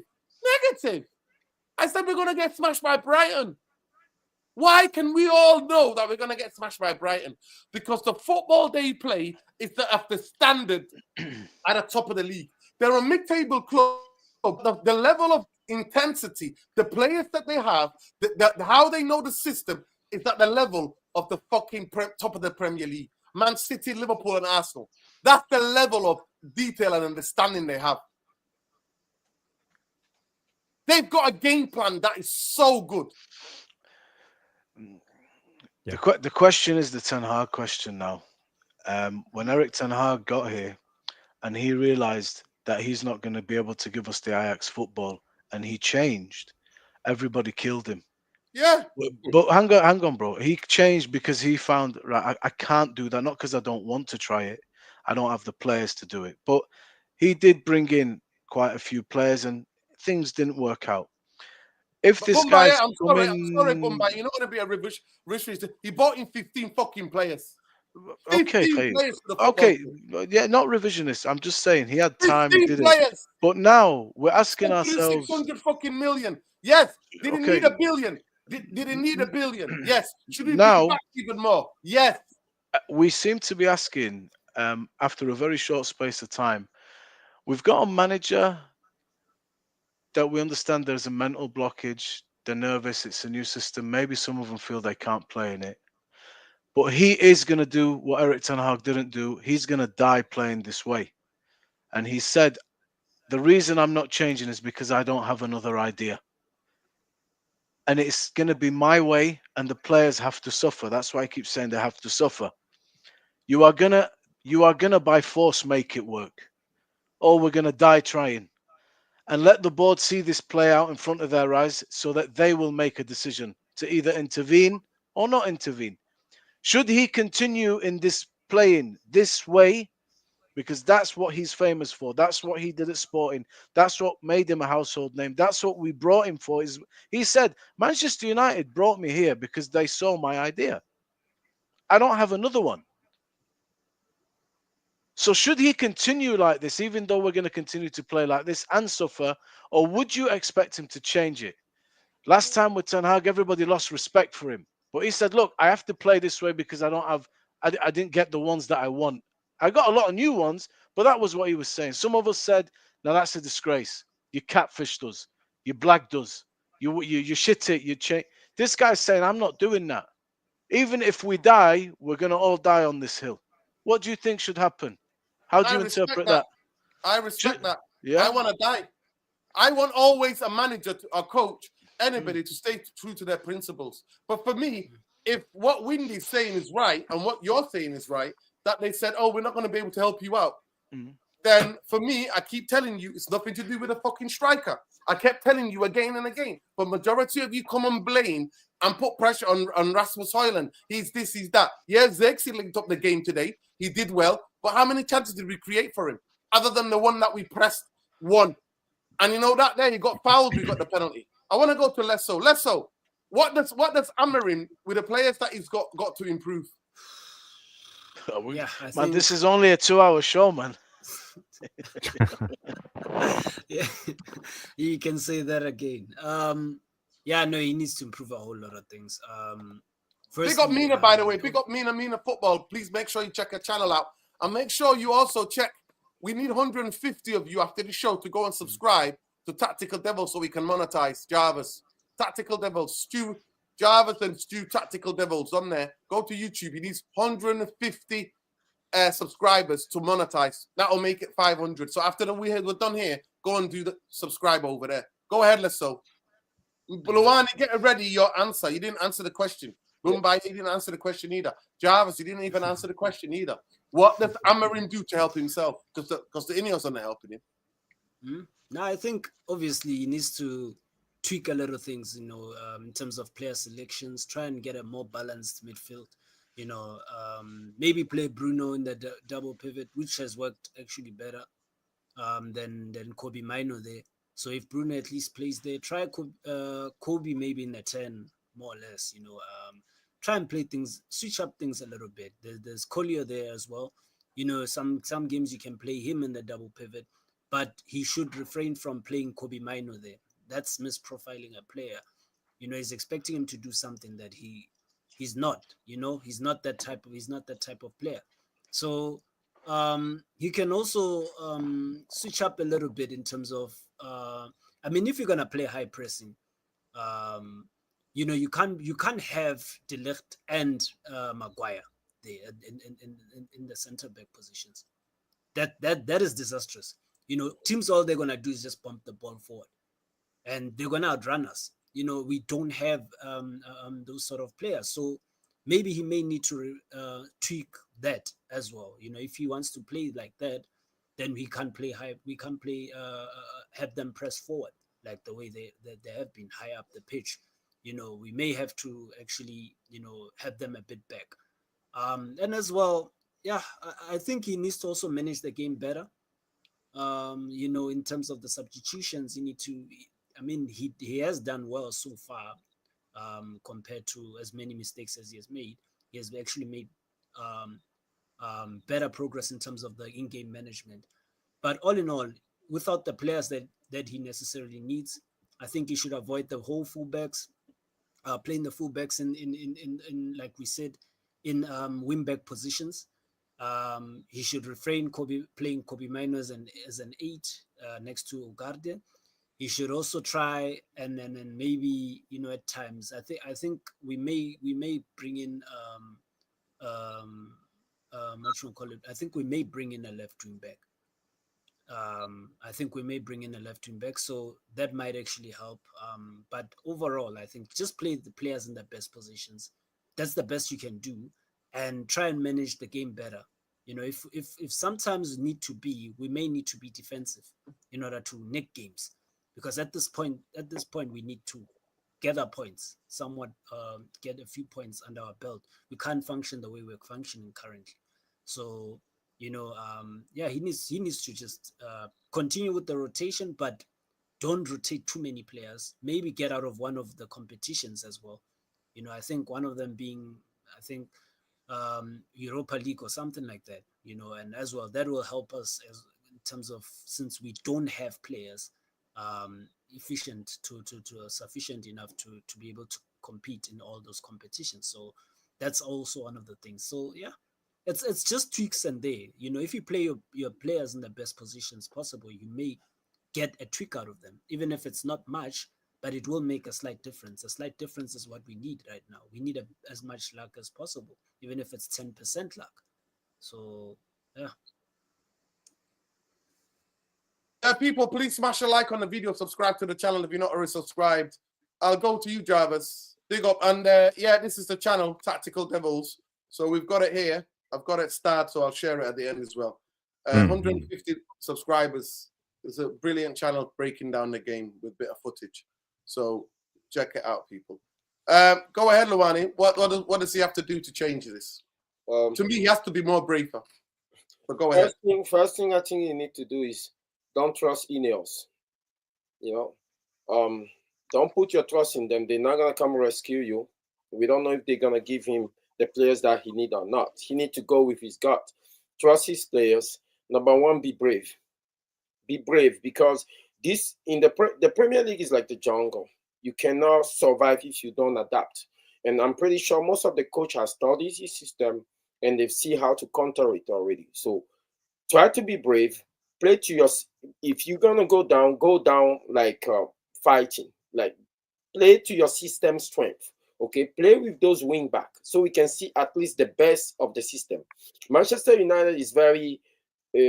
Manchester United fan will be patient with you if you show attacking prowess. If you're sitting back in a negative manner, if you have a negative approach to the game, you lose patience of the fan very quickly, and you also lose the trust of your players. I don't care what anybody says. When players are sitting down and getting bopped off the park, and you're asking them to sit in a negative manner and wait, rather than being proactive, be reactive, they don't like that. Players don't like that. Most of the players like to take the fight to the opposition. So give them that chance. Make little tweak to your system. Be a little flexible. You know, make little tweak to your system that play to the system strength. Don't play with defenders as wing back. No, that's a no. Don't do that. And then in the midfield, don't misprofile the players. Just like Lesso said, spot on. Don't misprofile the players. Kobe Mino is not a DM. He does not like running. He does not like covering ground. He hates it. He likes to be on the other side, on the final phase of play. Yeah, put him there. And if that means him and Bruno and Ahmad have to compete for a position, you know, that's it. Don't try to force people into road that they're not comfortable with. And also, for our center back, our three center back, he has to be brave.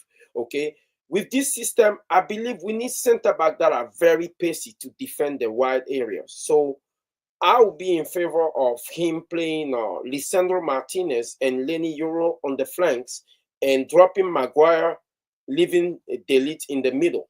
That will give us a chance. Give your center back a chance to defend 1-on-1, 1v1, because that's the only way our wing back can stay up the pitch. It's a balancing game. Give yourself a chance to attack, and let your center backs do what they brought in for, the quality they brought in for. Lenny Euro was brought in to be able to give us an advantage defending on one-on-one because of his pace, his recovery pace and his ability to tackle. Let him do his job. Don't try to play with center back that have limitation like Maguire, and then try to compensate for that by playing with defenders as wing back. It's not going to happen. The Premier League, the coaches, they do their homework. They will exploit every single little deficiency that you have. So that's all I have. Jarvis? Yeah. I think Luani is onto something when it comes to honesty, because we have been in this situation for so many years, and we know there's no quick fix. There's no quick fix. Even this January transfer window with Ineos eventually splash the cash and we buy a player or two, there's no quick fix. The problems will still be there. Every time we close the door on one problem, another one opens, and this is just Man United at the moment. It feels like we are cursed at sometimes. So I think Amorim just needs to continue being honest in his assessment, and realize that his plays are shit. A lot of these plays are not good enough, to be honest. Yeah, and you need to. Jarvis, Yes, but that's true. These players are shit. Yes, they are. They are. A lot of them are. They are not good enough, and they are probably semi good professional footballers, but they are not at the level we need them to be, because we want to be the best club in the world, and none of them. Maybe Ahmad is a world beater, maybe on his day, but there's not many in this team that's good enough. And Amorim needs to be honest in his assessments, and he needs to push Ineos. He needs to push Ineos, really push them hard, and if they don't provide, he needs to keep his integrity and walk. He needs to keep his integrity, swallow his pride, and walk, and expose the bluffers, Ineos, Glazers, and the players, because we can't let them win. Because if Amorim starts to accommodate these players to get the best out of them, because they are inept in doing simple football stuff as he needs them to do. He got his sporting players to do it in the 3-4-3. And we are Man United. They are on 250, 200, 250, 300K a week. One player makes more than half of that sporting team. And still, they can't do the basics. They lack the fundamentals. And that's the biggest problem in this club. And Amorim, he just needs to keep pointing it out, being honest in his assessment. And my God, if Ineos and Glazers are playing him and not giving him the tools he needs to do his job, he should walk. I would gladly cheer Amorim on if he walks, if they don't provide for him. That's the only way. We need to expose them. But they can't keep blaming FFP and blaming financial fair play and blaming the debt and blaming this and blaming that. I've read the analytics from the Swedish Rumble. There are money to spend. We can spend money, but they have to take a risk. They have to take a risk and spend money. But we have seen under this regime, they are not willing to take risks. They were not willing to take a risk and sack Ten Hag and hire a new manager in time. So they just kept on going, and they come in too late. And now we have Amorim coming in middle of the season. We don't even have money in this transfer window. There's so many things that needs to be done, and we are in the shit, And this is on the Glazers. It's on Ineos. It's on the structure of the club. It's not Amorim's fault. And if they don't provide, he should keep his integrity and walk. I agree. I think I agree with that sentiment. I think he should, and I think that day may be coming closer, because I don't see it getting any better anytime soon. I'm not going to lie to you. Our next league game away is Fulham, and Fulham have had a phenomenal season. Yeah, they've beaten big teams. Good team. They have grown and competed, and they're doing a fantastic. I don't even know where they are in the table, but they're up there. They're having a fantastic season, and they destroy teams at their ground. They more than compete. the biggest thing to me, I would say to Amorim is that Kobe Mainoo is not your box-to-box midfielder. He's not. It's not his fault. He's young. He's only 19 still. He's had a massively emotional year where he was thrust into United and Eric Ten Hag played him to death, and then he went for England and they played him to death as well, and he's fatigued and he's not recovered fully yet. His body is still growing and he needs to, fully form into a athlete, and he's not the guy. Collier is older. I think Collier is a bit more robust than him. Collier is tactically aware. I think Ugarte and Collier in midfield, I would do that, me personally. Me personally, that's what I would do.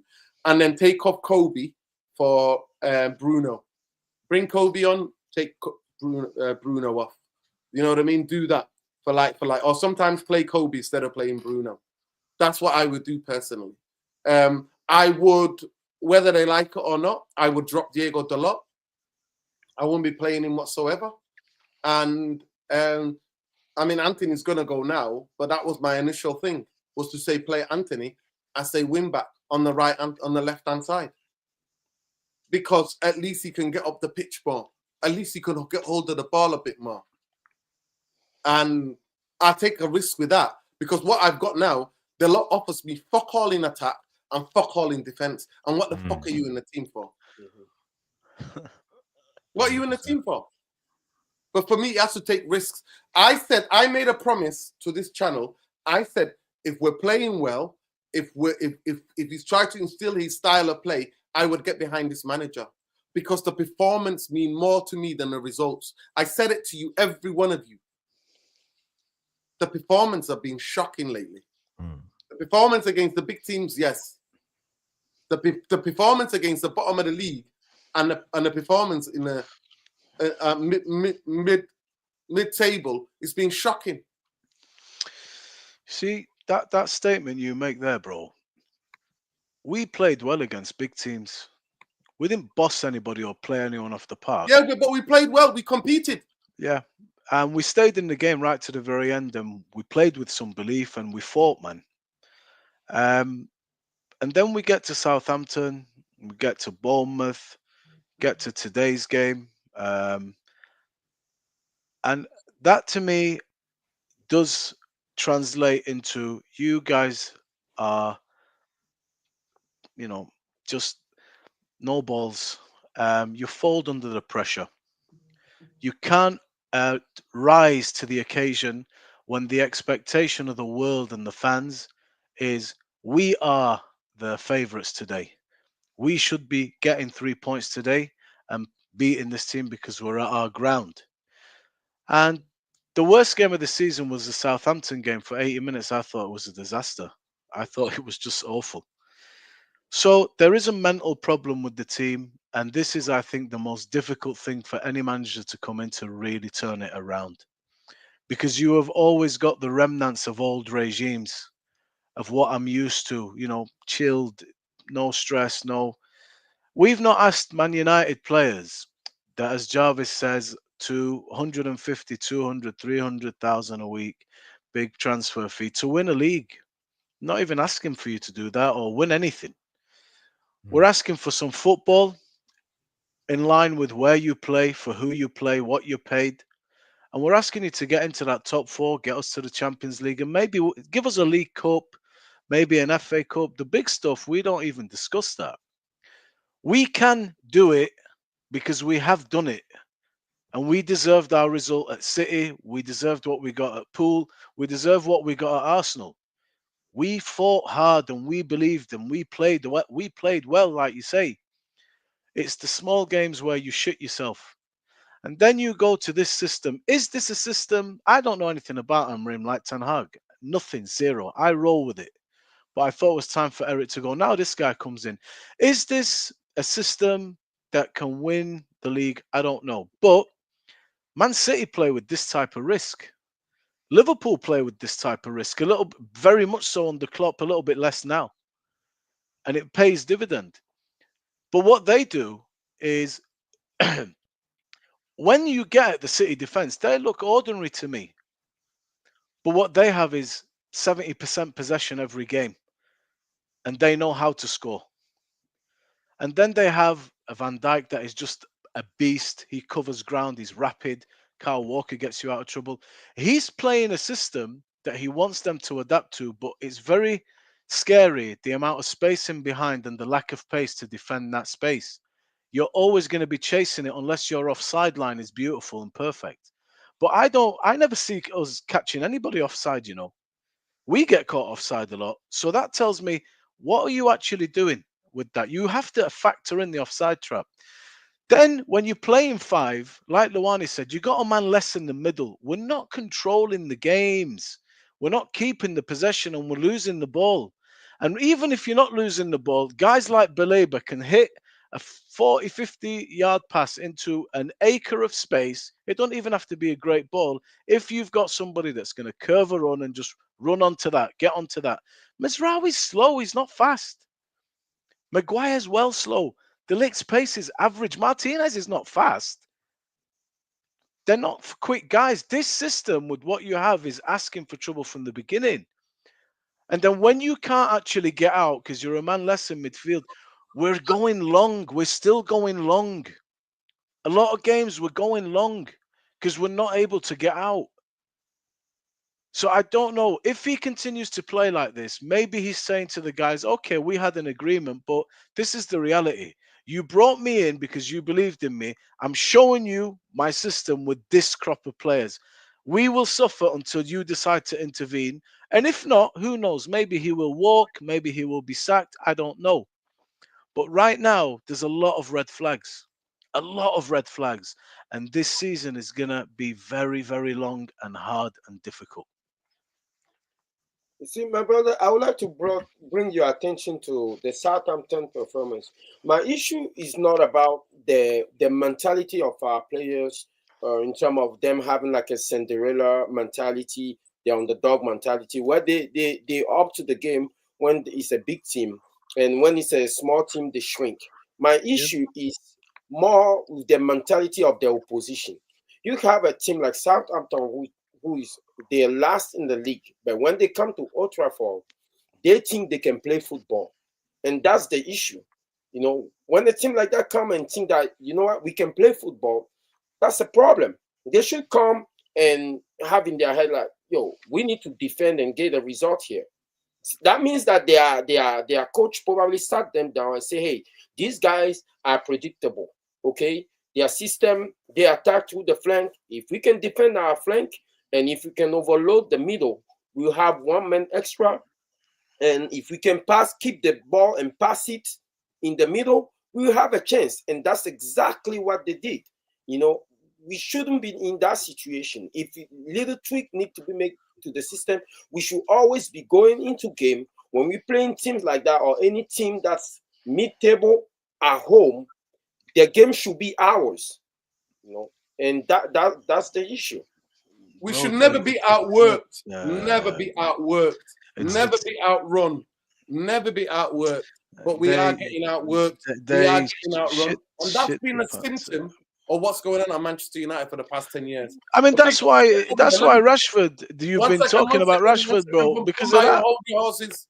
Hold your horses.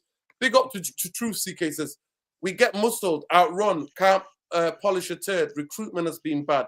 Club has to sell kids to get some football lunatics in the team. Keane Cantona, football lunatic. Love Mainu. Yeah, let me just see let me get to this. Breaking. Anthony is set to join Real Betis, meaning Manchester United are active in a transfer market in the next days to sign a player in that position. By the way, he's going to Betis on loan, no obligation to buy, and we're paying his wages. I thought today, Can I repeat for the people at the back? Did you hear that? We're going to be paying his wages while he plays in the sun of Sevilla. Mazraoui struggled a lot today with Mitoma. But Mitoma, I didn't think had a particularly good game apart from the key moments. Oh my God. Bumbaye, what game are you watching? A different one. Because Ahmad today dispossessed him a lot. Listen, Bumbaye, you made a statement. Jarvis, can you please bring up the examples? I beg you. Yeah, bring it. The levels of the ball his thing on the ball and off the ball, he's miles ahead of everybody except for Ahmad in our team. Well, that's not hard. Mitoma. Oh, you want to see the episode where he tracked back? Yeah. Mitoma going forward today. You know what's funny? I watched the last stream, and Jarvis talked about how Brighton could have a better team than our team. Yes. And I sat down today I watched the game. They are 11 versus 11. I'll tell you, apart from Ahmad, I don't think any of their players is better. Any of our players is better than their players. You know, facts. 100%. This is Ahmad tracking back. You see here, he's no luxury player. There's no Rashford in him. Look at him. Mitoma is quick, but you see here, Diallo. He's Ahmad Diallo is so good, and especially 1-to-1. He's really. He's going to try and cut in. He's going to get it. Yeah. There was a few of these today with Thingy, and he ended up fouling Ahmad a few times. And it was Ahmad that did a lot of that today, and that's why I'm saying Mitoma didn't have a lot of joy going forward. Mazraoui got cooked, but what when did Ahmad Mitoma do off the ball, but when I'm what talking about, bro, Mitoma is a great player. Helped out. I'm sorry, really Bumbaye. No, he does. There next to his fullback every time they attack. There was not once you could say Mitoma was that opposition. No, I'm not saying that. Let me finish. All the way from the wing, he runs and sprints 40 yards into central areas so they can all hunt in a pack. And it's always part of a 3 or a 4 when the ball is in midfield or when players are by maybe 30, 40 yards out of our game. He is incredible. If I swear to God, Bumba, I don't know what game you watch, bro. It's because you're not letting me explain anything to you, and you keep just interrupting, bro. I think it could be that. So Mitoma, there's no arguments with all that. Really top player. I love him. I've liked him for years. Mitoma today didn't have a good game going forward. Go and watch the game. He didn't have to. You know what, Bumba? He didn't have to. You know why he did? He got dispossessed a lot, and Ahmad was the guy that was doing a lot of that work today. He didn't have a good game. But Mazraoui struggled against him today. And he set up a goal. I said he didn't have a good game. Apart from the key moments. Let me just say this. I wish our forwards would score one and set up a game, set up a goal. I wish. I fucking wish. Bro, He's key moments is key. Got up front than Ahmad. Not saying not. Today, for me, from the Mitoma that I know, he didn't have a good game going forward, apart from the key moments. Ahmad was all over him today, many times, and he ended up getting cooked by Ahmad the other way. I had to keep fouling him. It was Mazraoui that had the problem today with Mitoma. Bumbaye, Mitoma's role and Minteh's role today was, you remember, against Newcastle. They had their wingers high and wide, and their main goal is to pin down our wing backs, pin them down, so they forced us to play almost in a flat back 5, and that made the space in the midfield extremely big because there were no wing backs on the side. So the 2 guys in the central area, Menu and Ugarte, had to cover all of the width of the pitch by themselves. Sometimes Xerxes dropped down to help, sometimes Bruno helped, but they had a hell of a job, and they were outnumbered because Brighton, they played with a false 9. I would say Welbeck today played as a false 9, dropping down all the time, and they also have the centre back, the Dutch guy Van Hecke, or what's his name, pushing up all the time into the midfield. So they created an overload centrally. Every time we had the ball, everybody talks about the duels and all the lost duels. I think Ugarte only won 3 out of 10 duels. But, those duels wasn't Ugarte against the Brighton player. It was Ugarte against 3 Brighton players. So he's bound to lose that duel. And that was one of the biggest problems. They were alone all the time. I made this clip because I was going to talk about Josh Xerxes and how good he was dropping down. But if you look at this clip, okay, Josh Xerxes is doing well, but look at all those Brighton players swarming him. They're hunting in packs. And this is the centre back high up the pitch, pushing. They're not afraid. They're not dropping down. And now they shift the play to Masraoui. He's alone. Give it 2 seconds. Look at it now. 1, here is Mitoma working hard. 2, 3, he swarmed again. And now Ahmad is on the ball. Mitoma is tracking back really hard. Look at him. He's going hard. So this is Brighton. Working hard, giving us no space. And also you have this situation. Bruno is on the ball. I was going to show this clip because Bruno is better in driving with the ball. Bruno is driving with the ball. Look at Mitoma, Bumbaye. Look at Mitoma. Look at Mitoma. He's supposed to be the winger. Where the fuck is he? Central areas. Grabbing the ball. No, bro. And they are tracking back, and everybody's working hard. That's the key. No, that's how you win football games. You have to work hard. Mitoma going forward, though, today. He had the run on the crest. He did. That sounds lunatic. He made the goal and he scored one. Like, I don't know what more do you read from that guy. He worked his socks off. He pinned Masraoui back. Masraoui didn't know whether to come inside or to stay out wide. And he killed Masraoui today. And there was gaps in our play. Minteh as well. How many times he fouled Diego Dalot? I must say, we could have had 2 fouls. But how did you see him? He's sprinting 60 yards to get back at Diego Dalot. This is the winger. This is the type of fucking appetite they have. No, then I would like to go back to what Jarvis was saying about the Newcastle. No, 1 second. No. But Mulwani, 1 second. I need to show, please, Jarvis, can you show, so I can just show the people what Unana's doing on the fucking second goal here?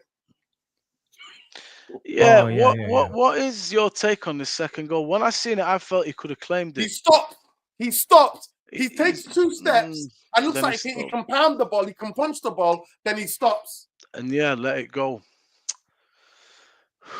I'll just find it. Give me 2 seconds. But you know what? To be fair to him, he can't blame everything on him. We were bossed. Brighton controlled us of the ball, controlled us with or without the ball. It was their game. They were the only team from the minute it kicked off to the last minute. They were in control. We were playing their game. We were not playing our game. That's why we only created 1 chance in 98 minutes of football at Old Trafford against a fucking team that's a mid-table team. That plays, that's got a style of play that is top 3, top 4. This is the second goal. Can you take it back, please, Jarvis? Can you take it back? I beg you, take it back. I can take it back. They are playing out from the back. Look at this. Look what happens. He gets sucked. So you know that Petro and Welbeck, both of them come to the ball. Look what Welbeck does.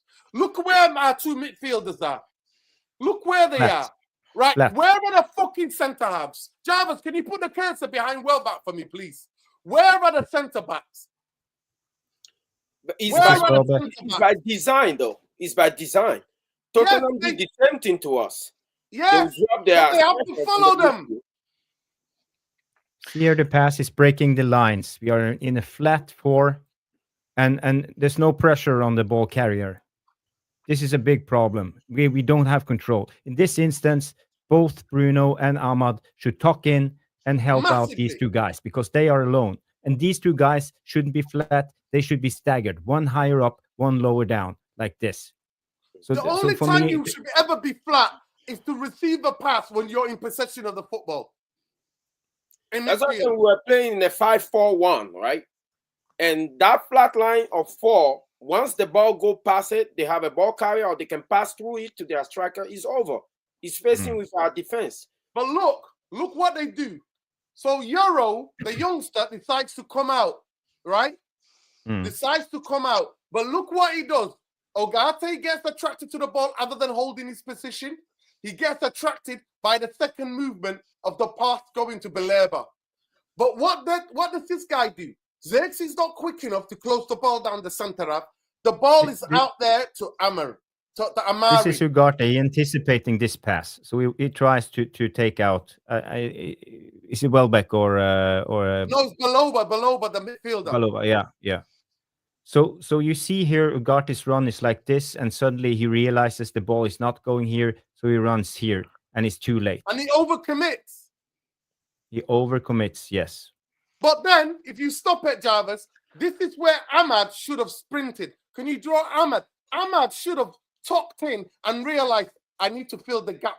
Ahmad should be where the referee is. Where the referee is, right next to where the referee is. He should realize it and go, you know what? I need to tuck in because the most dangerous pass is the central areas. We need to shut down the central areas. That is where we need to shut down. And the guy on the ball would have played the ball out wide. By that time, we regrouped. So we would have man across. Could have played it here. Masraoui could have gone. Yeah, they could have gone there. But Ahmad stays there, right? And maybe gets attracted by the movement of João Pedro, I think it is. And then look what happened. Look at the lid. Stop it, Java. Stop it. Stop it. I fucking hate this, right? If you've got an attacker on your shoulder, right, at the side of you, I understand why you need to run back. So Maguire, I understand why you need to run back.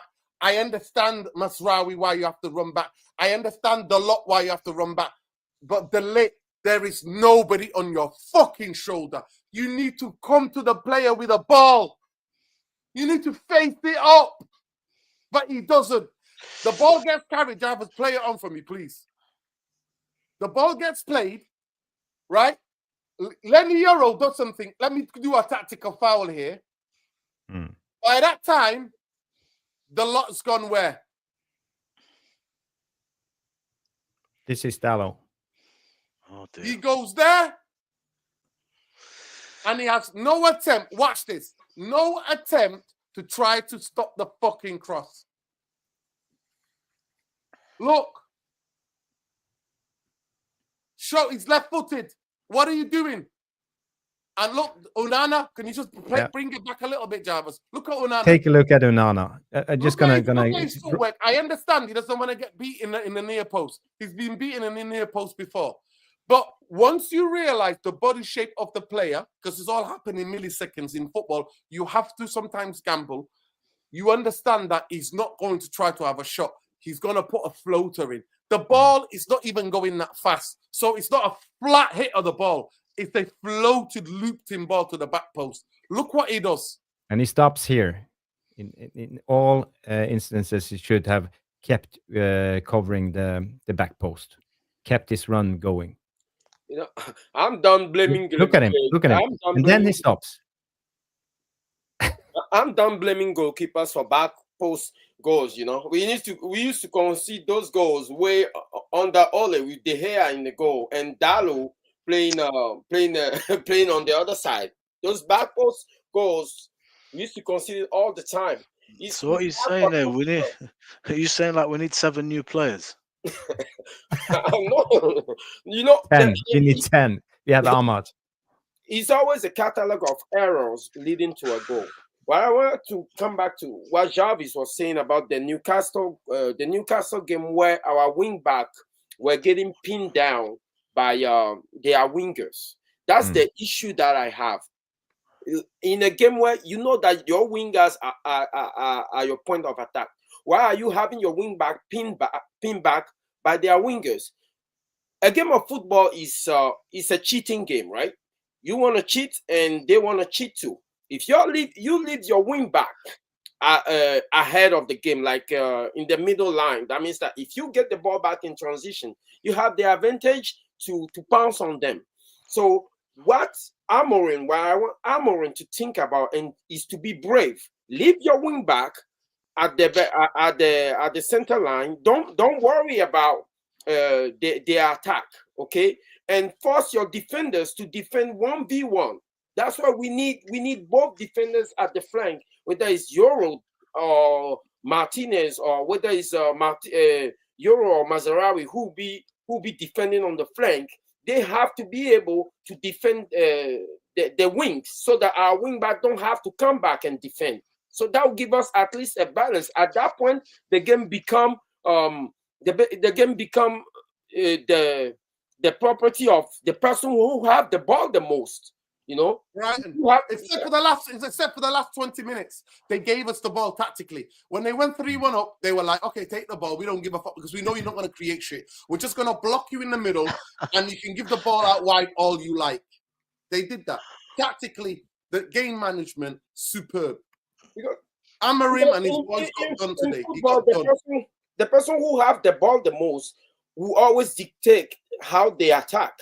So if our attack is our wing back, leave them up the pitch and let's try to work on keeping the ball the most so we can exploit those space that our wing back will have.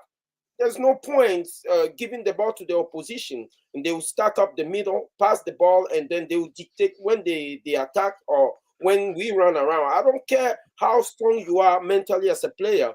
If you're spending half of the time running after the ball, you lose confidence, you know, especially at home. And when your public is, your fans are silent and there is a little groan going on with every single pass that the opposition make, your confidence will evaporate.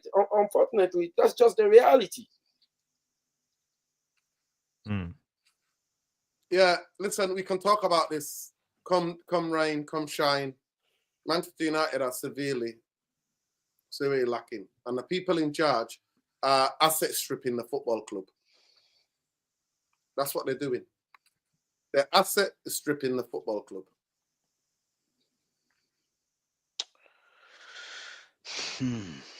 Yeah, at the end of the day, where we are is where we are, guys. We can argue, we can do this, we can do that. None of us are in control. We're just suffering, but it's been 10 years. All of this is not happening because of Amarin, because of this. It's been 10 years in the making, 10 to 12 years in the making now. And Glazers, I told you, look, I did video after video. Jarvis Bumbaye will tell you. Lesso will tell you. We did video saying the Glazers needed an investment. They were never going to fucking sell this football club. And that's why we're talking about the likes of the Elliott and all that. Jim the Rat has given it to them, and he's bought the Rats to Old Trafford. The Rats are literally on the football pitch on Thursday night. There was rats in the stands and rats on the pitch. I swear to God. At the end of the day, there's no system that's failure-proof. The person who gets to exploit the deficiency of the other system is the one that keeps the ball the most. You know? Yeah. That's what's happening to Manchester United people. But the fans, other than 58, all of the others are fucking cowards. Cowards. All of the Manchester United supporters trust. They're all in bed. They're all Tory fucking cunts, right? They're all fucking Tory cunts, super middle class pricks, and they're all in bed with the fucking establishment Glazer Ineos. They will not call any of it out. It's embarrassing. At least 5. The apathy in that stadium, it's shocking. Fucking shocking. But don't worry, you'll get a bit of news tomorrow. Oh, naming rights to another buddy. Oh, we linked with 3 players. But we can't get them because clause and all that, and we might have to wait till the summer. Oh, PSSR. Not even fucking Forest broke PSSR. Everton did. Every other club does. You get fucking deducted 3 points. Who gives a fuck? Well, let's get Pereira. Pereira is coming back home, so. Anyway, love and light, people. Do me a massive fucking favor. I need you to go and subscribe to that channel. It needs 150 subscribers to get to. At least 50 of you go over there and subscribe. 50 of you. Go on down and subscribe. Yeah. Pre-season Pilo coming back home to dunk on us. Please go and check out Bowley77. Check out Luani. Check out the Tactical Devils on YouTube. It needs 150 subscribers to basically to be able to monetize. 500 subscribers. Mawani at Mawani Luani. 1979. Bumbaye, you never see him on X or anywhere else. You'll see him on Tactical Devils. You see him on this channel. Man, I'm exhausted. I don't even do social media, so I'm knackered. You know, this is just. We finished with Ten Hag, and we're just back having the same shit again. You know what? Yeah. Manchester United, just tired, man. Manchester United have absolutely made me hate for football. I don't even watch other games. You know, I don't watch other teams. The only game that I watch in a month other than Manchester United, was the game Real Madrid and Barcelona in that Super Cup. Yeah. Barcelona, sensational. Talk about keeping the ball. Talk about being technically sound on the ball. Oh my God. That La Masia, what are they teaching them in that La Masia? It's unbelievable. Let's So Football, Black Rain at Twitter. For me, if you want to follow me on Twitter or X, it's simple. There you go. When I go to Old Trafford on Thursday, if the shit again, I'll be taking photos of the moon. No problem. I'll be taking photos of the moon. No problem. Like I did on Thursday. But yeah, you've been an absolutely wonderful tonight, people. And it's a shame because the only place to come when we're all down and despondent is the therapy. You need to become part of the therapy army. We're shadow banned. We are shadow banned because we speak for the rights. We speak against imperialism. We speak about the powers that be, the military-industrial complex. We speak against the war machine. We speak about the Islamophobic war machine. We speak about the imperialism and colonization. And the powers that be don't want us to speak about it. Look what they've done in America. Shut fucking TikTok down. Why is that? Because Gaza exposed the empire. And they do not want their young people seeing the true crimes the American empire fucking commits. This what we're on now, YouTube, is a part of the American empire. People send me text messages and tell me, oh, I've been unsubscribed. I swear I never unsubscribed to your channel. I really like the community, the URT army. I really like the United Real Therapy army. I don't know who so unsubscribed me. That happens. I want to pay a tribute to one of the greatest strikers and the only Scottish player in the history of Scottish football to ever win the Ballon d'Or. Dennis Law. They call him the king of Old Stretford End, the king of Old Trafford. One of the most horrific goal scorers in the history of Manchester United. And the cowards on that football pitch and Amorim's tactics got him and his family embarrassed today. It's embarrassed. It's exactly the same thing they did when Bobby Charlton, we laid him to rest. They lost the next game. It's embarrassing and it's shameful. And it tells you how much we've fallen. The king of Old Trafford, we created one chance in 98 minutes of football. One shot on goal. They made 6 fucking blocks. They were better than us. Off the ball. You know? Off the ball. They wanted it. They hunted in packs. They put their body on the line. They were far more aggressive. Do you know Dennis Bergkamp was named after Dennis Law? Yeah, of course. His dad. I met his dad when I used to work at O'Shea's. His dad and Van Nistelrooy's dad came together. And they would try to take me to the game. I was like, I'm working. They were like, come on, we got a spare ticket. I was chatting to him. Yeah. Diehard. Dennis Beckham's dad, diehard United fan. Anybody that supported Ineos takeover, we should ask ourselves the question that they've all gone quiet, Luani. Are they here to English lot? Are they The here to make money or fucking xenophobes are all gone quiet. They're like, even people like Andy Mitten, oh, it's the top thing to do. Andy Mitten, when have you become sucking up to a billionaire? Because he gave you a fucking interview. Call yourselves a United fan. Fucking shame on you. Gary Neville wants the apartments, Luani. I made a video about it. It's all about the brand. All these journalists want to lick the fucking, they want to just sniff up to fucking money. That's what they're doing. Compromised. But yeah, big up to Law. Condolence to his family. Condolence to his friends. Legend, never die. The Trinity is up there. May they all rest in peace, in internal peace. You know, I always love when we go, I always love to see the statue. You know, it takes you back to a time where you felt great. You loved Man United and what it was all about and how we played. It came out in the play and the belief. I don't get it. I just don't get this problem. I don't have a clue. We've been sat here on a merry-go-round for 10 years. For 10 bloody years. 12 years in counting, Bombay. 12 years in counting. And in that time, I swear to God, man, we're not even asked for a Premier League. We're not even asked for a Champions League. How bad can you get? How bad can you be? How shit can you be, man? Listen, This club, free bro, has fucking been Palestine, hijacked. free Lebanon, free the Congo, free Sudan, free them all, free anywhere where people are oppressed in this world. Fuck the fucking mainstream media. Fuck all the fucking governments. Free the people. We are oppressed. Free Free Manchester Old 10 Trafford. and free Manchester United fans and fuck the GCSEs. No exams will ever determine who you are as a human being. Love and light, people.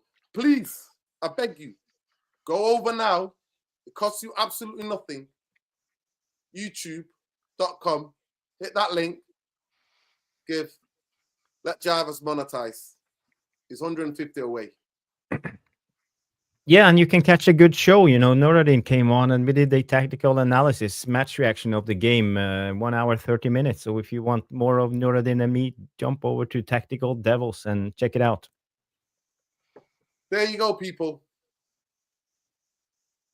Nah, TikTok wasn't about dancing crepe, Wolby. It was young Palestinians sharing their fucking story, bro. Straight from Gaza, how they've been genocided. And the American government, and with in hand with Israel, closed it down. That's who you told you who has the power. The Zionists has the power in America. The Zionists. And all these Trump dickheads go, America first. America first. Listen, Loading. I live here, so you know. America I have to deal with that. America first. Israel first, mate. It's Israel first, second, and third. Election have consequences, so anybody playing around with their votes. Fuck Joe Biden. I hope you choke on your food. I hope you choke on your food. Fuck Kamala as well. Fucking genociders. Fuck them all. Peace, love, and free Manchester fucking 10. Free the boys. Peace. Peace.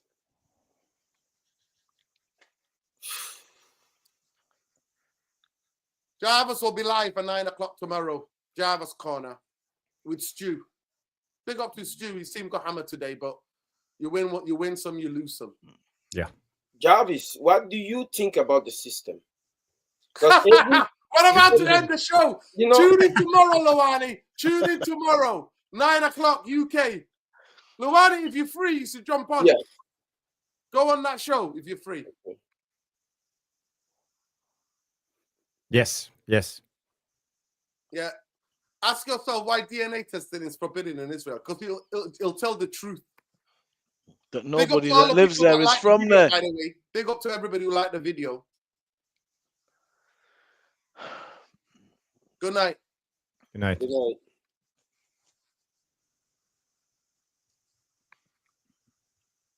Big up to the people of Yemen as well. What are you teasing us? Are we signing off or what? We're signing off. Big up to the Lebanese people. Big up to everybody resisting Zionism. Fuck fucking Western imperialism and colonization. And if you're down with them,